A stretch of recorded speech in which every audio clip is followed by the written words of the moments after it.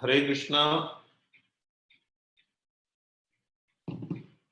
सबसे पहले हम लोग प्रार्थना करेंगे। नहीं है मेरा यह संसार, ना है ये मेरे लिए, सभी हैं कृष्ण के तभी तो प्यारे हैं वे सदा।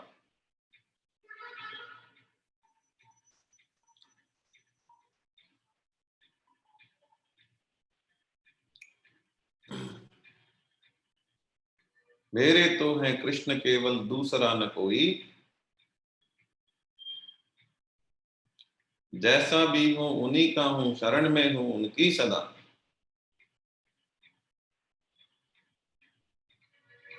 सुख दुख नहीं है जग में, सिर्फ है परिस्थितियां,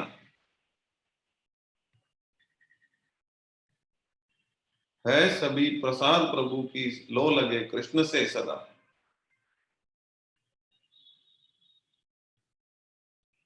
वसुदेव सुतं देवं कंस चाणूरमर्दनम्,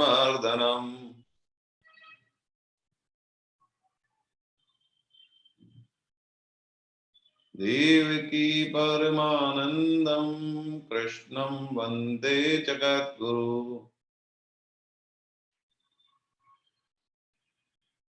हरे कृष्णा।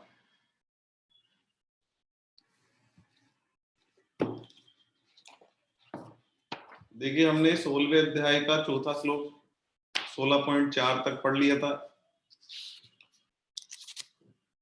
16वें अध्याय में जो चर्चा है वो देवासुर संपद विभाग योग है।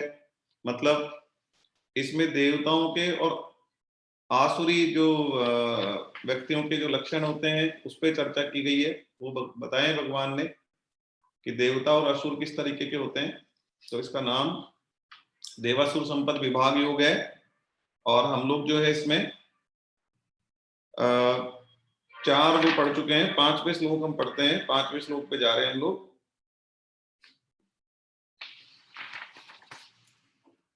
तो 5वां श्लोक है हमारा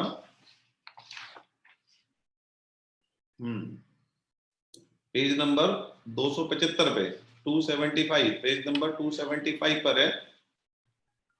तो देखिए, 5वें श्लोक में भगवान ने कहा है देवी संपत्ति मुक्ति के लिए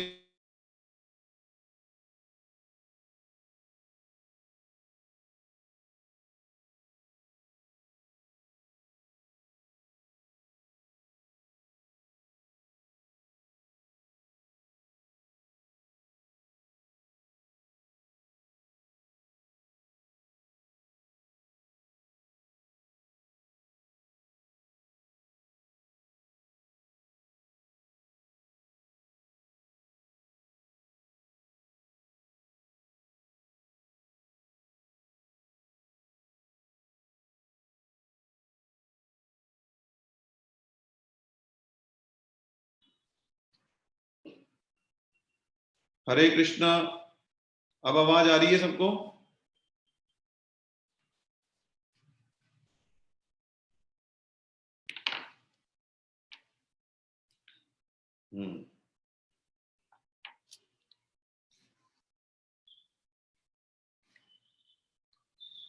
देखिए, 16वें अध्याय का 5वां श्लोक पढ़ रहे हैं हम लोग। 16वें अध्याय का 5वां श्लोक है, पेज नंबर 275, पेज नंबर 275 पर है। तो पेज नंबर 275 पर जाएंगे तो भगवान ने कहा 16.5 में देवी संपत्ति मुक्ति के लिए और आसुरी संपत्ति बंधन के लिए मानी गई है। तो देवी संपत्ति तो मुक्ति के लिए और आसुरी संपत्ति बंधन के लिए मानी गई है। हे पांडव, तुम देवी संपत्ति को प्राप्त हुए हो, इसलिए तुम शोक मत करो। भगवान ने कहा हे पांडव, तुम देवी शक्ति को प्राप्त हुए हो, इसलिए देवी संपत्ति को प्राप्त हुए, इसलिए तुम शोक मत करो। तो देखिए, यहाँ पर क्या कहना चाह रहे हैं भगवान? यहाँ पर ये कहना चाह रहे हैं कि देवी संपत्ति मुक्ति के लिए, मतलब जो देवी संपत्ति को धारण करेगा, जो देवीय गुण होते हैं जिनकी चर्चा हुई है यहाँ पर, देवीय गुण जो भगवान ने बताए हैं, तो उनको जो धारण करेंगे वो तो उनको तो मुक्ति की प्राप्ति होगी। और जो आसुरी संपत्ति मतलब आसुरी गुणों को धारण करेंगे उनको क्या प्राप्त होगा? उनको प्राप्त होगा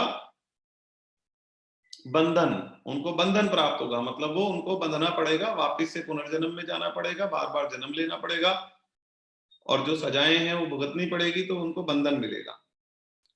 तो भगवान कह रहे हैं पांडव को, मतलब अर्जुन को कह रहे हैं कि हे पांडव, तुम देवी संपत्ति को प्राप्त हुए हो, इसलिए तुम शोक मत करो, तुम्हें शोक करने की आवश्यकता नहीं है, क्योंकि तुम किसको प्राप्त हुए हो?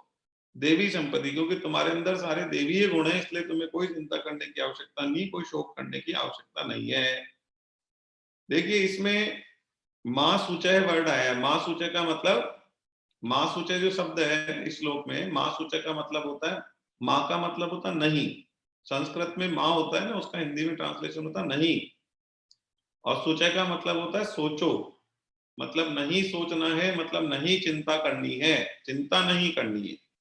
तो चिंता नहीं करनी है, ये जो वर्ड है मां सूचय, ये 2 ही बार आया है भगवत गीता में। एक तो यहाँ पर आया है 16.5 में, और एक आया 18.66 में। तो यहाँ पर भगवान कह रहे हैं कि तुम्हें कोई चिंता करने की जरूरत नहीं है, तुम्हारे पास जो है देवीय संपत्ति है, तो तुम्हें मुक्ति की प्राप्ति हो जाएगी। और चिंता वैसे नहीं करनी चाहिए, इसमें बहुत सारे, मतलब यदि भगवान पे विश्वास हमें होता है तो चिंता नहीं होती। चिंता कब होती है? जब हमें भगवान पे विश्वास नहीं होता है। मान लीजिए कि हमको भगवान पे पूर्ण विश्वास है, अरे जब भगवान पे पूर्ण विश्वास है तो फिर किस चीज की चिंता है, ये बताइए। तो भगवान पे यदि पूर्ण विश्वास है तो चिंता होने की कोई बात ही नहीं है। ठीक है, जैसे भीष्म पिता ने, मैंने प्रतिज्ञा करी थी, भीष्म पिता मैंने प्रतिज्ञा करी थी कि मैं डेली 10,000 सैनिक मारूंगा। अब डेली 10,000 सैनिक मारेंगे तो चिंता का विषय हो गया। लेकिन ये प्रतिज्ञा होने के बाद में अर्जुन आराम से अपने, जो उनका टेंट लगा हुआ था उसमें सो रहे हैं आराम से। तो कृष्ण भगवान आते हैं कि भाई तुमने सुना अर्जुन कि भीष्म पितामह ने 10,000 सैनिक मारने की प्रतिज्ञा कर ली है, तो तुम फिर भी आराम से यहाँ पे सो रहे हो। तो अर्जुन ने कहा प्रभु जब आप हमारे साथ हो तो मुझे चिंता करने की जरूरत ही नहीं है। जब आप हमारे साथ हो तो मुझे चिंता करने की बिल्कुल भी आवश्यकता नहीं है। कैसे? कि जब आप खड़े हो तो वो कितने भी सैनिक मारेंगे तो ठीक है, वो सब देखा जाएगा, हो जाएगा जो भी होना है। तो इस तरीके से क्या होता है, चिंता कब नहीं होगी? जब हम भगवान पे विश्वास करते हैं तभी चिंता नहीं होगी। अदरवाइज जब भी हम भगवान पे विश्वास में कमी करेंगे ना, तो ही हमें चिंता होगी। किस चीज की चिंता? अच्छा चलो बताओ, भगवान तो सर्व समर्थ है ना, सर्व समर्थ है, तीनों लोकों के स्वामी है। और धरती पे जितनी भी वैभव है, जितनी भी संपदा है, जितना भी धन है, जितने भी व्यक्ति हैं, सबके मालिक कौन है? उनके सबके मालिक भी कौन है? भगवान है। श्री कृष्ण उन सबके मालिक हैं। ये पृथ्वी भी किनके अधीन है? कृष्ण के अधीन है। यहाँ के व्यक्ति भी किनके अधीन है? कृष्ण के अधीन। सब कुछ कृष्ण के अधीन है। तो जो ऐसे सब कुछ के मालिक हैं, वैसे सर्व समर्थ हैं, उन पर हम विश्वास नहीं कर रहे हैं कि वो हमारी समस्या को सॉल्व कर पाएंगे कि नहीं कर पाएंगे, तो चिंता हो रही है। अरे जब सर्व समर्थ के आप सिस्टम में आ गए हो ना, तो फिर आपको चिंता की कोई आवश्यकता, किसी भी प्रकार की कोई आवश्यकता नहीं है। ठीक है, तो यही यहाँ पर कहा गया है कि कोई तरीके की चिंता करने की जरूरत नहीं है। और हमें क्या होना चाहिए? देखो रामसुखदास जी महाराज हमेशा यही कहते हैं कि चिंता करने की तो कोई जरूरत है ही नहीं। और साथ में रामसुखदास जी महाराज ये कहते हैं कि आप क्या करो, जो गलत चीजें हैं उनका त्याग कर दो, तो अपने आप ही क्या होने लग जाएगा, जो सही चीजें अपने आप होने लग जाएगी। जैसे फॉर एग्जाम्पल, आप झूठ का त्याग कर दो, तो आप झूठ का त्याग करोगे तो क्या होगा? अपने आप ही आप फिर क्या बोलोगे? जब आप झूठ नहीं बोलोगे तो क्या बोलोगे? सच ही बोलोगे ना। तो इसलिए जो भी गलत चीज है उसका त्याग कर दो, तो क्या होगा? जो बचेगा लाइफ में, क्या बचेगा? वो सही बचेगा। तो सही काम करना चाहिए, इस पे जोर नहीं देते। परम श्रद्धेय स्वामी रामसुखदास जी महाराज सही काम करना चाहिए, उस पर जोर नहीं देते। वो जोर इस पे देते हैं कि आप गलत काम का त्याग कर दो, तो जो बचेगा वो सब कुछ, बाकी तो सब कुछ सही बचेगा ना। तो यही हमको करना चाहिए। तो जैसे चिंता है तो हमें चिंता का त्याग कर दो, तो क्या बचेगा? बस फिर भगवान की याद में लगे रहो। ठीक है, या अपने बाकी के कार्य में लगे रहो, भगवत कार्य में लगे रहो। ठीक है, चलो आगे बढ़ते हैं। 16.6 16.6 है, इसमें भगवान बोल रहे हैं इस लोक में 2 ही तरह के प्राणियों की सृष्टि है, देवी और आसुरी। भाई दो ही तरीके के प्राणी है, या तो देवी है या आसुरी है। देवी को तो मैंने विस्तार से कह दिया है, अभी देवी संपदा का तो भगवान ने विस्तार से वर्णन किया था, 16.4 तक जो वर्णन किया है उसमें देवी संपदा का वर्णन बहुत डिटेल से भगवान ने कर दिया था। इसलिए यहाँ पर अब जो हम पढ़ रहे हैं तो भगवान ये कह रहे हैं कि देवी का तो देवी को तो मैंने विस्तार से कह दिया है, अब हे पार्थ तुम मुझसे आसुरी को विस्तार से सुनो। अब मैं आसुरी संपदा को तुम्हें विस्तार से बताता हूँ, ठीक है। तो अब भगवान हमें आसुरी संपदा को विस्तार से बताने वाले। अच्छा, एक चीज और समझिए, आसुरी संपदा कब आती है, आसुरी गुण कब आते हैं व्यक्ति में? आपको पता है आसुरी गुण कब आते हैं व्यक्ति में? आसुरी गुण केवल और केवल व्यक्ति में जब आते हैं जबकि वो भगवान से विमुख रहता है, भगवान को दिल में बैठा के नहीं रखता है। जैसे मान लो कोई व्यक्ति झूठ बोल रहा है, तो यदि उसको भगवान की याद है और उसके दिल में भगवान बैठे हुए हैं ना, तो वो झूठ बोल नहीं पाएगा। भगवान उसको याद है और उसने अपने हृदय में धारण कर रखा है और हमेशा उन भगवान की याद उसको रहती है। यदि कोई ऐसा व्यक्ति है ना, तो वो मतलब वो झूठ बोलेगा नहीं, उससे गलत कार्य होएगा नहीं उससे। जिसके हृदय में भगवान बैठे हुए हैं, आज से चलो आप बताओ, उससे मर्डर हो जाएगा क्या? हो ही नहीं सकता। उससे और कुछ भी गलत कार्य हो जाएगा क्या? हो ही नहीं सकता। क्यों नहीं हो सकता? क्योंकि उसके हृदय में भगवान बैठे हुए हैं, उसने भगवान को धारण कर रखा है, भगवान का चिंतन हमेशा रहता है, भगवान को हमेशा याद करते रहते हैं और अपने अपने अंदर भगवान के दर्शन करते रहते हैं कि हमारे हृदय में भगवान है, हमको दिख रहे हैं, ठीक है। तो हमेशा भगवान का चिंतन और भगवान की जो मूर्त हमारे दिमाग में बसी हुई है, अरे भगवान की कोई मूर्त तो होगी ना जिसको आप अपने दिमाग में बसा के रखते होंगे, और नहीं तो रखना शुरू कर दो। एक मूर्त जिनको आप इष्ट मानते हैं, वो चाहे आपकी तस्वीर में आपके जो भी तरीके की आकृति आप जिनको भगवान मान रहे हैं, या कोई विग्रह है किसी मंदिर में, ठीक है। जैसे हम गोविंद देव जी के मंदिर में जो विग्रह है, जो भगवान विराजमान है, उनकी मूर्त को हम हमेशा ध्यान रखते हैं, उनकी मूर्त को हमेशा दिल में बिठा के रखते हैं। तो जो गोविंद देव जी का विग्रह है वो यहाँ बैठा रहता है, ठीक है, हृदय में रहता है हमेशा। तो ऐसे ही कोई भी एक विग्रह या एक भगवान को आप ये बैठा लो हृदय में कि भाई ये है मेरे इष्ट, ये है मेरे सब कुछ, ये है मेरे स्वामी, तो यहाँ पे बिठा के रख लो आप। तो क्या होगा, वो आपको हमेशा याद रहेंगे, और जब वो आपको हमेशा याद रहेंगे तो क्या होगा, आपसे कोई गलत कार्य करना चाहोगे ना, करना चाहोगे भी तो भी नहीं होएगा, होएगा ही नहीं। क्यों? क्योंकि वो यहाँ दिखते रहेंगे आपको, और वो तुरंत आपको याद आ जाएंगे, तो आप गलत कार्य करते हुए तो रुक जाओगे। तो भगवान से विमुखता से ही आसुरी संपत्ति आती है। आसुरी गुण तब आते हैं जब हम भगवान से विमुख होते हैं, जब हम भगवान के सम्मुख होते हैं या भगवान को हृदय में धारण करके उनके दर्शन करते रहते हैं ना, तब हमें आसुरी संपदा घेर नहीं सकती, और आसुरी गुण हमारे को पकड़ नहीं सकते और हमारे को जकड़ नहीं सकते, और हमारे में आसुरी गुण आ नहीं सकते हैं, ठीक है। तो ये यहाँ पर ये कहा गया है कि भाई इस पर हमको ध्यान रखना है कि आसुरी संपत्ति से बचना है। तो ये क्या करें, हम भगवान से विमुख नहीं हो, भगवान के सम्मुख रहें। चलिए इसके बाद 16.7 है। 16.7 क्या है? आसुरी, भगवान कह रहे हैं आसुरी प्रकृति वाले मनुष्य किसमें प्रवृत्त होना चाहिए और किससे निवृत्त होना चाहिए, इसको नहीं जानते। मतलब आसुरी संपदा वाले व्यक्ति इसको नहीं जानते कि किस चीज में प्रवृत्त होना चाहिए और किससे निवृत्त होना चाहिए। मतलब जैसे अब जुआ खेलना चाहिए कि नहीं खेलना चाहिए, तो आसुरी संपदा वाले व्यक्ति को नहीं पता। वो तो कहते हैं कि वो जुए में प्रवृत्त रहते हैं। प्रवृत्त का मतलब लगे रहना, निवृत्त का मतलब वहां से निकल जाना है, छूट जाना। तो वो शराब पीने में लगे रहते हैं आसुरी संपदा वाले। अब उनको यही होश नहीं है कि शराब नहीं पीनी चाहिए, शराब से क्या मिलने वाला है, बर्बादी होगी और कुछ नहीं होगा। तो आसुरी प्रकृति वाले मनुष्य किस में प्रवृत्त होना चाहिए और किससे निवृत्त होना चाहिए, मतलब कौन सी चीज से तो हमें छूट जाना चाहिए और कौन सी चीज में हमें लगे रहना चाहिए, वो नहीं जानते हैं, वो जानते नहीं। अब वो क्या, किस चीज से छूट जाना चाहिए हमें, जो शराब है, मांस है, या कोई भी गलत कार्य में हम लगे हुए हैं, जिसमें भी प्रवृत्त हैं हम, जिसमें भी लगे हुए हैं, वो सब चीज को छोड़ देना चाहिए। और किस में लग जाना चाहिए? भगवान के नाम में, जाप में, माला में, भगवत गीता रामायण के पाठ में, इसमें सब में लग जाना चाहिए हमको, ठीक है। स्वाध्याय में, इन सब में लगना चाहिए, ठीक है। तो आसुरी संपदा वाले व्यक्ति को तो यही नहीं पता होता कि किस चीज में प्रवृत्त होना चाहिए, किस चीज से निवृत्त होना चाहिए, मतलब किस चीज में लग जाना चाहिए और किस चीज को छोड़ देना चाहिए, ये उसे नहीं पता होता है। उनमें न तो बाह्य शुद्धि, न श्रेष्ठ आचरण और न सत्य पालन ही होता है। तो देखो वो न तो वो बाह्य शुद्धि होती है, उनमें शुद्धि कुछ नहीं होती है, उनका आचरण भी अशुद्ध होता है, उनका खान पान भी अशुद्ध होता है, बिल्कुल अशुद्ध होते हैं वो लोग। ठीक है, बोलचाल भी अशुद्ध होता है।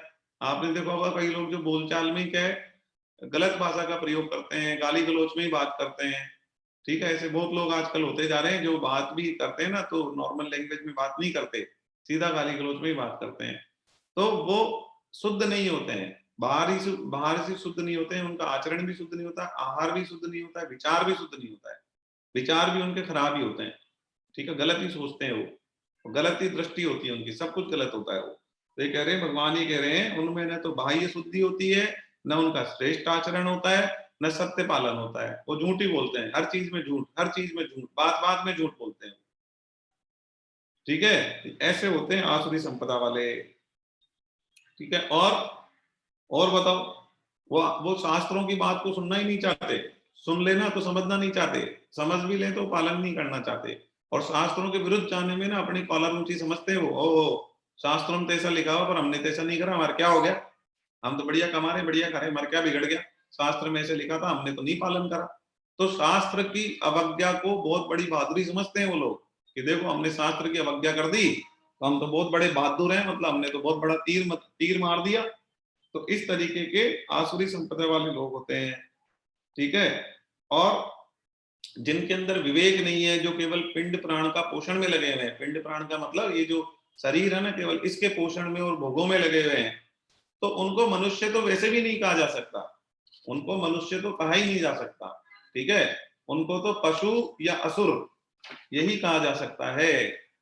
ठीक है, और हमारे शास्त्रों में तो आपको पता है आचरण का, व्यवहार का, खान पान का, सब चीज का बहुत डिटेल से वर्णन किया गया है कि हमें क्या चीज खानी चाहिए, क्या चीज नहीं खानी चाहिए, मदिरा पान नहीं करना चाहिए, मांसाहार नहीं करना चाहिए, ये सब हमारे शास्त्रों में स्पष्ट लिखा हुआ है। धूम्रपान, तंबाकू, ये सब बेकार की चीजें हैं, तो इनको नहीं हमको ग्रहण करना चाहिए। तो ये हर चीज पे लिखा है, अन्न की शुद्धि के लिए भी लिखा है, हर चीज के लिए लिखा है कि ये शुद्ध होता है। तो जो शास्त्रों का पालन करते हैं ना, देखो वो तो रहते हैं सही, और जो शास्त्रों की बात का पालन नहीं करते ना, वो चलते हैं गलत रास्ते पर। तो जो आसुरी व्यक्ति होते हैं, आसुरी व्यक्ति तो शास्त्रों के विरुद्ध चलने में अपनी बहादुरी समझते हैं, बहुत बड़ी बहादुरी समझते हैं कि साहब देखो मैं ऐसा हूं जो कि कुछ नहीं मानता शास्त्रों की, और फिर भी मेरा क्या बिगड़ गया। अरे भाई कुछ नहीं बिगड़ा तुम्हारा, तुम्हारे जो कर्म कर रहे हो ना वो लौट के आएंगे ना, उस दिन बिगड़ेगा, अभी कुछ नहीं बिगड़ रहा तुम्हारा।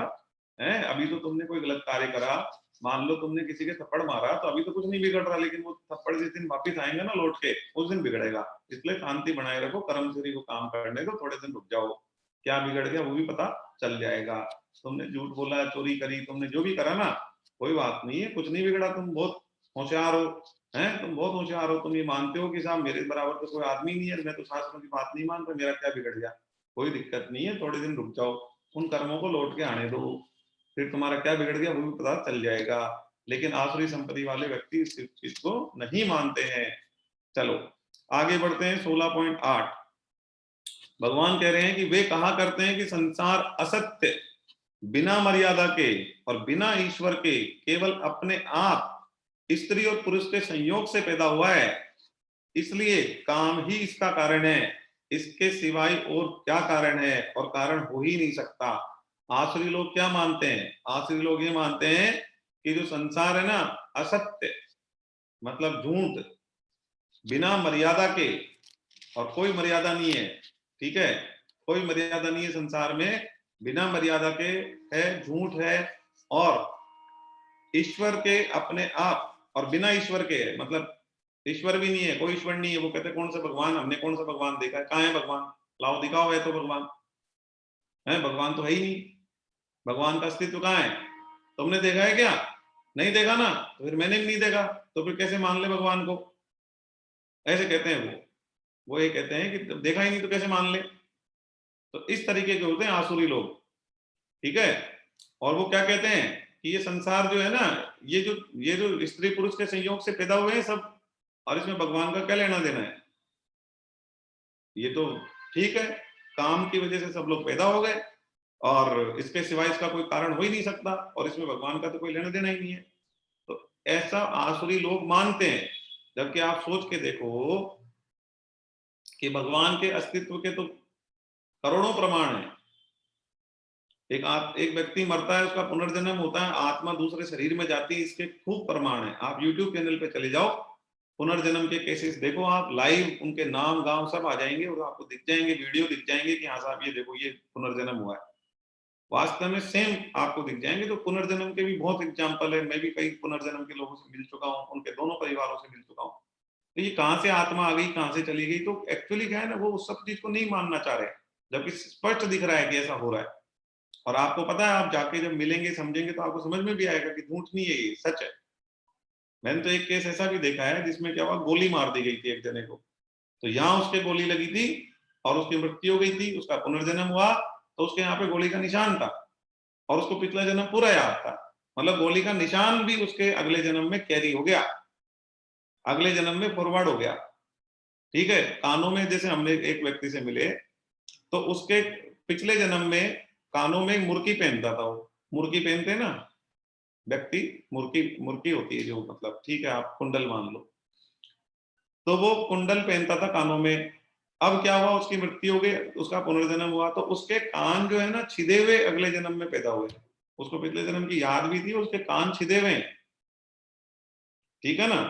तो ऐसे मैं मिला हूं, अमित जी हैं, उनके कान छिदे हुए हैं और उनको पिछला जन्म याद है हैं, और बता देते हैं सारी चीज। तो एक्चुअली क्या है ना, वो पिछले जन्म में वो पहनते थे, मुर्गियां पहनते थे, तो वो एज इट इज उनके कान छिदे हुए अगले जन्म में पैदा हुए हैं। अरे तो कोई प्रमाणों की कमी है क्या, ईश्वर के प्रमाणों की कमी है क्या? ईश्वर के प्रमाणों की कोई कमी नहीं है, असंख्य प्रमाण है, असंख्य प्रमाण है, असंख्य प्रमाण है। पत्थर तैर रहे हैं आज भी, आप राम सेतु चले जाओ हैं, रामेश्वरम में आप यूट्यूब पे डालो फ्लोटिंग स्टोन से रामेश्वरम, तैरते हुए पत्थर, तो रामेश्वरम में आज इतनी बड़ी बड़ी शिलाएं तैरती हुई मिलती है, आज भी मंदिरों में रखी हुई है। कोई साइंटिस्ट है, कोई साइंस है ऐसा जो एक कंकर को भी तैरा सकता है? नहीं तैरा सकता भाई, नहीं तैरा सकता। तो इतनी बड़ी पत्थर को कोई तैरा सकता है कि नहीं तैरा सकता? साइंटिस्ट के बस की बात नहीं है, जहां साइंस खत्म होता है ना वहां ईश्वर शुरू होता है। ठीक है, तो ऐसे और करोड़ों प्रमाण है, ईश्वर के होने के प्रमाण की कोई बात करता है तो मूर्ख है, वो महामूर्ख है। ईश्वर तो है ही, ईश्वर के अलावा बाकी जो कुछ भी दिख रहा है सब कुछ ईश्वर ही है। ठीक है, और प्रमाणों की बात करें तो प्रमाणों की कोई कमी नहीं है। और कोई ये कहता है साहब मैं तो देखता हूँ जिसको मानता हूँ, नहीं मानता, अच्छा जी, तो फिर वो दूध के अंदर जो आपको, तो साहब इस दूध के अंदर तो कोई मक्खन नहीं है, कोई घी नहीं है, नहीं है उसमें, कहाँ दिख रहा है? तो फिर जब निकलेगा तब दिख जाएगा ना। अभी नहीं दिख रहा तो क्या उसमें मक्खन नहीं है क्या? तो कई लोग ऐसे कहते हैं ना साहब हम तो देखते हैं उसको मानते हैं, वो महामूर्ख हैं। कोई चीज नहीं दिख रही, जैसे आत्मा नहीं दिख रही तो क्या आत्मा नहीं है? बिल्कुल है। तो ऐसे कई लोग होते हैं जो नहीं मानते, तो वो असुर होते हैं, महामूर्ख होते हैं। और आप एक चीज सोचो, ये भगवान ने इस सिस्टम को, प्रकृति को कैसे चला रखा है कि एक बच्चा जो है पेट में जब होता है तो उसके अंदर एक आत्मा, जो हमारे जो बाल है उसके आगे के हिस्से, आगे का जो नोक है ना, उसके 10,000 टुकड़े कर लो, इतनी सूक्ष्म होती है। हमारे बाल की नोक का, पहले तो बाल की नोक ही कितनी सी होती है, उसके 10,000 टुकड़े कर लो, तो इतनी सूक्ष्म आत्मा होती है। तो वो प्रवेश करती है, बताओ, वो पेट में प्रवेश कर जाती है और फिर उसमें जीव आ जाता है, उसमें जान आ जाती है। तो ऐसे जन्म की जो प्रक्रिया है वो ऐसे होती है कि जान उसमें कैसे आती है, जब जैसे मनुष्य की बात करें, ऐसे सभी सभी प्राणियों में आती है, चाहे वो मछली है, चाहे वो हाथी है, चाहे जो भी है, सभी प्राणियों में जीव पड़ता है। लेकिन वो आत्मा कैसे पहुंचती है, जैसे मनुष्य शरीर में है तो बच्चा 3 महीने का हो जाता है ना, तो 3 महीने तक उसमें कोई जान नहीं होती है। लेकिन भगवान को पता है कि भाई वो 3 महीने का हो गया, अब वहां आत्मा के प्रवेश का समय हो गया, तो भगवान अपने आप ही वहां पर आत्मा को भेजते हैं। और आप देखो, करोड़ों मनुष्यों की उत्पत्ति होती है और सब में समय पर आत्मा पहुंचती है, सब में पहुंचती है समय पर आत्मा। अरे तो कितना बड़ा सिस्टम चल रहा है, कितना बड़ा सिस्टम भगवान चला रहे हैं। करोड़ों लोग जन्म लेते हैं, मनुष्य, पशु देखिए आप, मछलियां, मछलियां अरबों मछलियां हैं तो इतने जीव हैं, इतने जीव हैं, इतने जीव है, लेकिन जो उसकी जन्म की प्रक्रिया है उसी के सिस्टम पे, जब जितने दिन बाद में उसके अंदर जीव पड़ना होता है उतने दिन बाद अपने आप आत्मा प्रवेश करके उसमें जीव आ जाता है, उसमें मतलब जागृति आ जाती है और वो फिर उसका जन्म हो जाता है। ये क्या दिख नहीं रहा क्या हमको? दिख रहा है ना कि जीव ऐसे शुरू में तो जीव नहीं था 3 महीने तक, फिर अचानक से उसमें जीव कैसे आ गया? तो आत्मा प्रवेश कर गई। तो ये प्रक्रिया कितनी बड़ी प्रक्रिया चल रही है, भगवान कितना बड़ा संसार और कितना बड़ा सिस्टम चला रहे हैं। तो कितने कितने समर्थ होंगे और कितने मतलब कितने उनका क्या उनका पावर और क्या उनका सॉफ्टवेयर और क्या उनके सिस्टम्स होंगे ना, वो मतलब कोई तुलना नहीं की जा सकती, कोई सोचा नहीं जा सकता उस चीज के बारे में। ठीक है। तो जो आसुरी हैं वो तो आसुरी लोग तो कहते हैं कुछ भी नहीं है, अरे ये क्या है, कुछ नहीं है, तो प्रकृति है, अपने आप पैदा होते हैं, अपने आप चलता है, अपने आप सिस्टम, कुछ भी नहीं है लेना देना। तो ऐसे आसुरी लोग होते हैं जो भगवान बता रहे हैं कि बस कुछ भी नहीं है, सब कुछ झूठ है, बिना ईश्वर के चल रहा है, बिना मर्यादा के चल रहा है पूरा सिस्टम, और स्त्री पुरुष के संयोग से पैदा हो रहे हैं, और इसके सिवाय इसका कोई कारण हो नहीं सकता, ईश्वर का कोई रोल नहीं है, ईश्वर का कोई लेना देना नहीं है, ऐसा मानते हैं। चलो आगे बढ़ते हैं। 16.9, इस पूर्वोक्त नास्तिक दृष्टि का आश्रय लेने वाले, नास्तिक, वो नास्तिक ही बोला गया भगवान ने उनको, क्या है, नास्तिक है वो। इस पूर्वक नास्तिक दृष्टि का आश्रय लेने वाले जो मनुष्य अपने नित्य स्वरूप को नहीं मानते, जिनकी तुच्छ बुद्धि, उनकी बुद्धि तुच्छ है, जो उग्र कर्म करने वाले हैं और संसार के शत्रु हैं, उन मनुष्यों की सामर्थ्य का उपयोग जगत का नाश करने के लिए होता है। बताओ, भगवान कह रहे हैं कि जो नास्तिक लोग है ना, मनुष्य अपने नित्य स्वरूप को नहीं मानते हैं। नित्य स्वरूप क्या है? हमारा नित्य स्वरूप क्या है? आत्मा हमारा नित्य स्वरूप है। ठीक है, तो वो उसको नहीं मानते, वो कहते हैं आत्मा आत्मा कुछ नहीं होती है, जो दिख रहा है ना शरीर, बस यही है, आत्मा का कोई लेना देना नहीं है। जिनकी बुद्धि तुच्छ है, और उनकी क्या बिल्कुल तुच्छ बुद्धि होती है।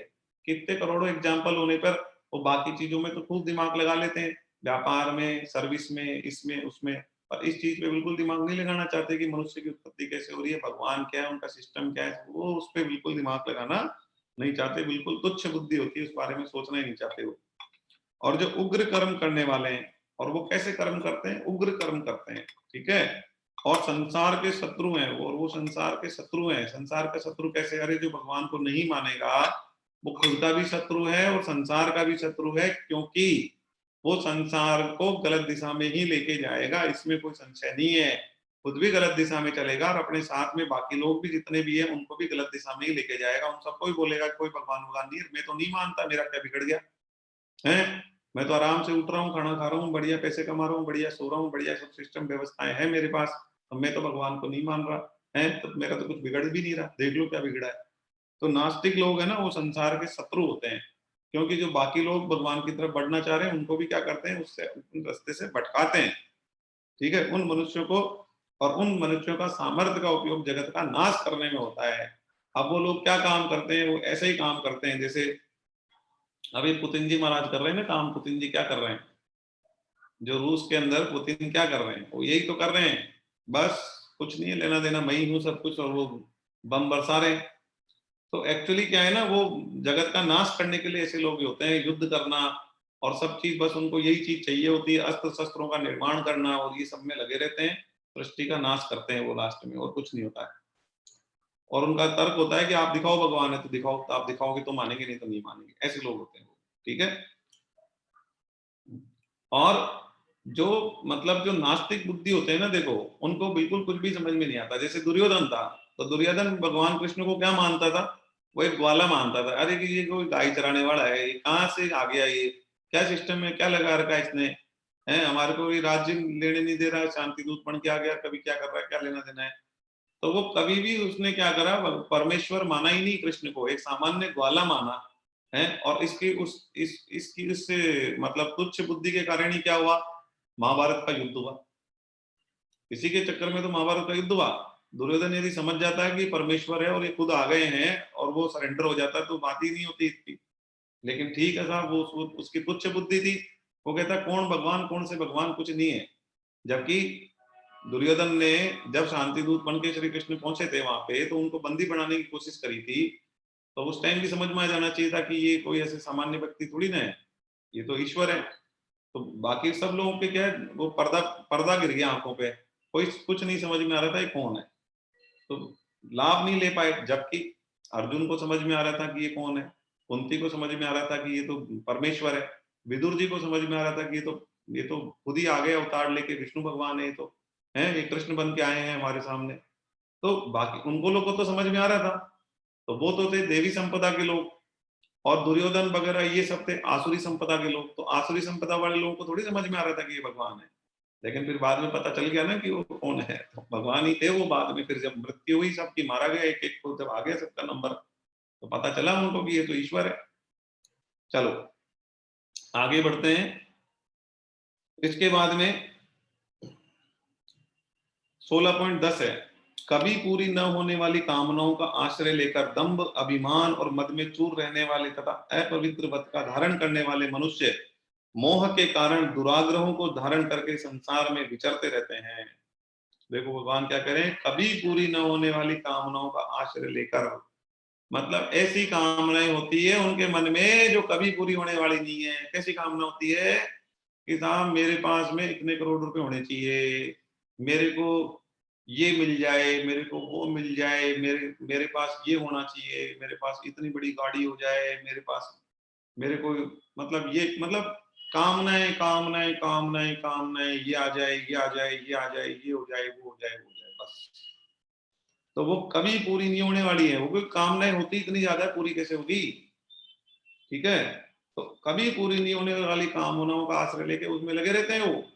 ठीक है, दम्भ, अभिमान और मद में चूर रहने वाले, और दम्भ और अभिमान और मद में चूर रहते हैं, ओ हमारे बराबर कोई नहीं है, ओ हम, मैं, मेरे जैसा कोई नहीं है धरती पे, और मेरे जितना दिमाग भी नहीं किसी में। तो इस तरीके का सोचते हैं वो।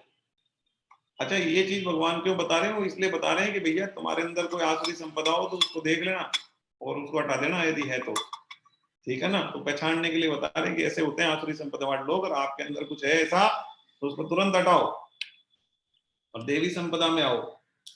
मद में चूर रहने वाले की काम मेरे समान कोई नहीं है। ठीक है, अपवित्र व्रत का धारण करने वाले, अपवित्र व्रत का मतलब गलत काम करने का निर्णय कर रखा होता है उन्होंने कि हाँ साहब ये तो हमने व्रत ले रखा है कि हम तो क्या करेंगे, हम तो डेली शराब पियेंगे, हम तो मांस मदिरा खाएंगे, मतलब मांस मदिरा ये वो गलत संगत और गलत कार्य में हम उसका व्रत धारण करके रखते हैं कि ये तो करना ही है। अरे शराब शराब पिए बिना तो मैं सो ही नहीं किसी भी हालत में, ऐसा व्रत धारण कर रखते हैं। और अच्छा, रजनीगंधा तुलसी और ये जो खाने की चीज, अरे इसके खाए बिना तो मैं साला, मतलब मेरे पार ही नहीं पड़ेगी, मैंने व्रत ले रखा है, या मेरी तो बस की बात नहीं है इसके बिना। तो वैसे ऐसे व्रत धारण करते हैं वो, कैसे अपवित्र व्रत धारण करते हैं वो।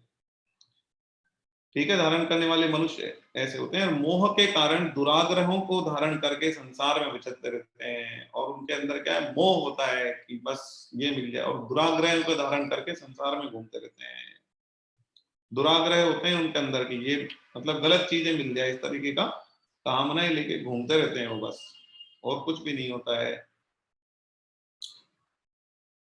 मतलब किसी चीज को नहीं मानते वो वेद शास्त्रों को, इसको दुराग्रह क्या होते हैं, वेदों के शास्त्रों के विपरीत चलना, मतलब उनके विपरीत चलना। जैसे वेद कहते हैं साहब शराब नहीं पीनी तो साहब शराब पिएंगे। वेद कहते हैं कि पराई स्त्री को गलत नजर से नहीं देखना है, या पराई स्त्री के बारे में नहीं साहब पराई स्त्री चाहिए हमको। तो गलत जो ना, जो वेद पुराण कह रहे हैं ना, उनके उनके विपरीत दिशा में बहना, ये होता है दुराग्रह। और उनको वेद कहते हैं कि साहब आप जो अपने शास्त्र कहते हैं कि ये जो कमाई है उसमें एक लिमिटेड टाइम देना चाहिए, बाकी टाइम भगवान के उसमें देना चाहिए। तो कहते हैं नहीं नहीं भगवान को टाइम हम नहीं देंगे, हमारे पास तो टाइम ही नहीं, हमारे पास तो गीता क्लास लेने का टाइम नहीं मिलता। वो तो हमको तो क्या है ना, बस वहां जाना है, यहाँ जाना है, ये काम करना, वो करना, तो टाइम नहीं है। माला, अरे साहब माला का टाइम कहाँ निकाले, टाइम ही नहीं है। भगवान का नाम, अरे भगवान का नाम तो अब क्या है ना, काम से फ्री होंगे जब सोचेंगे नहीं कि ले पाएंगे तो वो एक्चुअली क्या है ना, वो गलत दुराग्रह किसको बोलेंगे, जो शास्त्रों के विरुद्ध कार्य है ना, वो सब दुराग्रह। तो दुराग्रह में लगे रहते हैं, मद में चूर रहते हैं, तो ऐसे व्यक्ति होते हैं आसुरी संपदा वाले, असुर होते हैं। तो ये समझ लो भैया, असुर है ना वो कैसे होते हैं, ये भगवान बहुत स्पष्ट करके बता रहे हैं। चलो 16.11 पे आ जाते हैं। वे मृत्यु पर्यंत रहने वाली अपार चिंताओं का आश्रय लेने वाले होते हैं। मृत्यु पर्यंत रहने वाली चिंताएं। अब चिंता, कैसे चिंता कि भाई मेरे को धन मिल जाए, यहाँ लिखा है कि वे हमेशा किस में लगे रहते हैं कि सुंदर स्त्रियां मिल जाएं, धन मिल जाए, मान मिल जाए, मेरे को मैं अध्यक्ष बन जाऊं कहीं का, मेरे इलेक्शन में जीत जाऊं मैं, मेरे को ये सम्मान मिल जाए, मेरे को ये प्राइज मिल जाए, अवार्ड मिल जाए, वट एवर। इस तरीके की चीजों में लगे रहते हैं और उसकी चिंता करते रहते हैं। अब आप बताओ, चिंता पूरी हो सकती है क्या कभी? हो सकती है पूरी?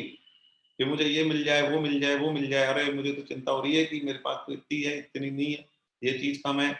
मेरे तो चिंता ये है कि वो गाड़ी है ना, वो चेंज करनी थी तो बड़ी गाड़ी मिलनी थी, तो मिल नहीं रही मेरे को, तो मेरे को बहुत चिंता है। तो ये चिंताओं का अंत नहीं है। तो ये कह रहे हैं मृत्यु पर्यंत तक रहने वाली अपार चिंताएं, उसमें लगा रहता है वो व्यक्ति। पदार्थों का संग्रह, कि ये इकट्ठा कर लूं, ये इकट्ठा कर लूं, ये ले आऊं, वो ले आऊं, वो ले आऊं, ये चीज ले आऊं, वो चीज, अरे क्या करना है, सब यही रहनी है। दो रोटी दो कपड़े के अलावा मिल जाए तो ठीक, नहीं मिले तो ठीक, ये होना चाहिए। मिल जाए तो बहुत बढ़िया, नहीं मिले तो और भी बढ़िया, कुछ नहीं बिगड़ रहा। ज्यादा पैसा नहीं मिलेगा तो भगवान में भजन ज्यादा होगा, ज्यादा मन लगेगा, शांति से बैठ के एक कोने में पूजा कर पाएंगे, भजन कर पाएंगे, चिंतन कर पाएंगे। ठीक है, तो ज्यादा से कुछ नहीं होने वाला।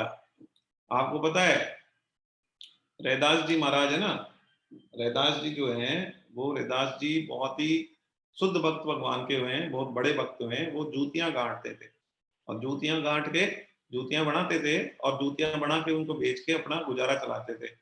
कई बार जूतियां नहीं बिकती थी तो उनका कई बार एक आध टाइम भूखा भी रहना पड़ जाता था। इस तरीके का उनका सिस्टम था, बिल्कुल गरीब झोंपड़ी में रहते थे, लेकिन भगवान के परम भक्त थे। ठीक है, भगवान का नाम लेते रहते थे हमेशा। तो भगवान ने देखा, एक दिन भगवान आए, भगवान प्रकट हुए, भगवान ने देखा कि भाई ये तो है ना जो बहुत गरीब है, तो इनकी क्या गरीबी दूर कर देते हैं। तो पारस पत्थर होता है, पारस पत्थर लाए भगवान, और भगवान प्रकट हुए, और वो भगवान ने कहा भाई रैदास ये तुम पारस पत्थर रख लो। तो रैदास जी ने पूछा महाराज इससे क्या होगा? कि साहब ये जो आप किसी भी चीज को, मतलब लोहा है ना, लोहे को यदि आप इसको छुआ दोगे तो लोहा क्या बन जाएगा? सोना बन जाएगा। लोहा क्या बन जाएगा?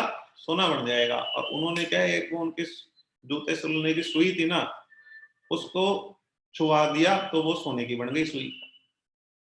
तो रैदास जी ने कहा महाराज मैं क्या करूंगा इसका? अरे बोले तुम इतने गरीब हो तो तुम्हारे पास इससे तो तुम लोहा लाना, लोहे का सोना बना देना, तो क्या पैसा ही पैसा हो जाएगा तुम्हारे पास। ठीक है, तो अब रैदास जी ने देखा कि भाई ठीक है, तो रैदास जी को भगवान ने पूछा कि इसको कहाँ रखूं मैं? तो रैदास जी ने कहा भाई कहाँ रखो, आप देख लो, आपको जहाँ जगह दिखती है वहां रख दो। तो बोले नहीं आप बता दो। बोले ये छान है ना ऊपर, जो छान है, मतलब जो झोपड़ी थी उसकी जो छतरी होती है ना छत, उसमें रख दो। तो भगवान ने क्या करा कि वो छान के अंदर वो उसको छुपा के रख दिया कहीं। ठीक है, अब 3-4 महीने निकल गए, भगवान वापिस से आए कि मैं देखता हूँ, देखे कि क्या स्थिति है, रैदास की स्थिति सुधर गई होगी, क्योंकि मैंने तो उसको पारस पत्थर दे दिया था। तो वापिस आए भगवान, तो भगवान ने देखा वो तो वैसे की वैसे ही है।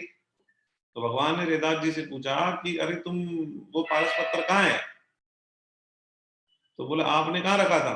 बोलता मैंने वहां रखा था ऊपर इसमें छान में। तो बोले जहां रखा था वहीं होगा, ढूंढ लो। तो भगवान ने ढूंढा तो वहीं पड़ा था। तो बोले रैदास तुमने इसको काम में नहीं लिया? बोले महाराज मुझे क्या जरूरत है काम में लेने की, मैं तो अपना काम मेरा बढ़िया से चल रहा है, दो रोटी दो कपड़े चाहिए होते मिल जाते हैं, नहीं भी मिले तो एक आध टाइम भूखे रह जाते, उसमें क्या बता दिए।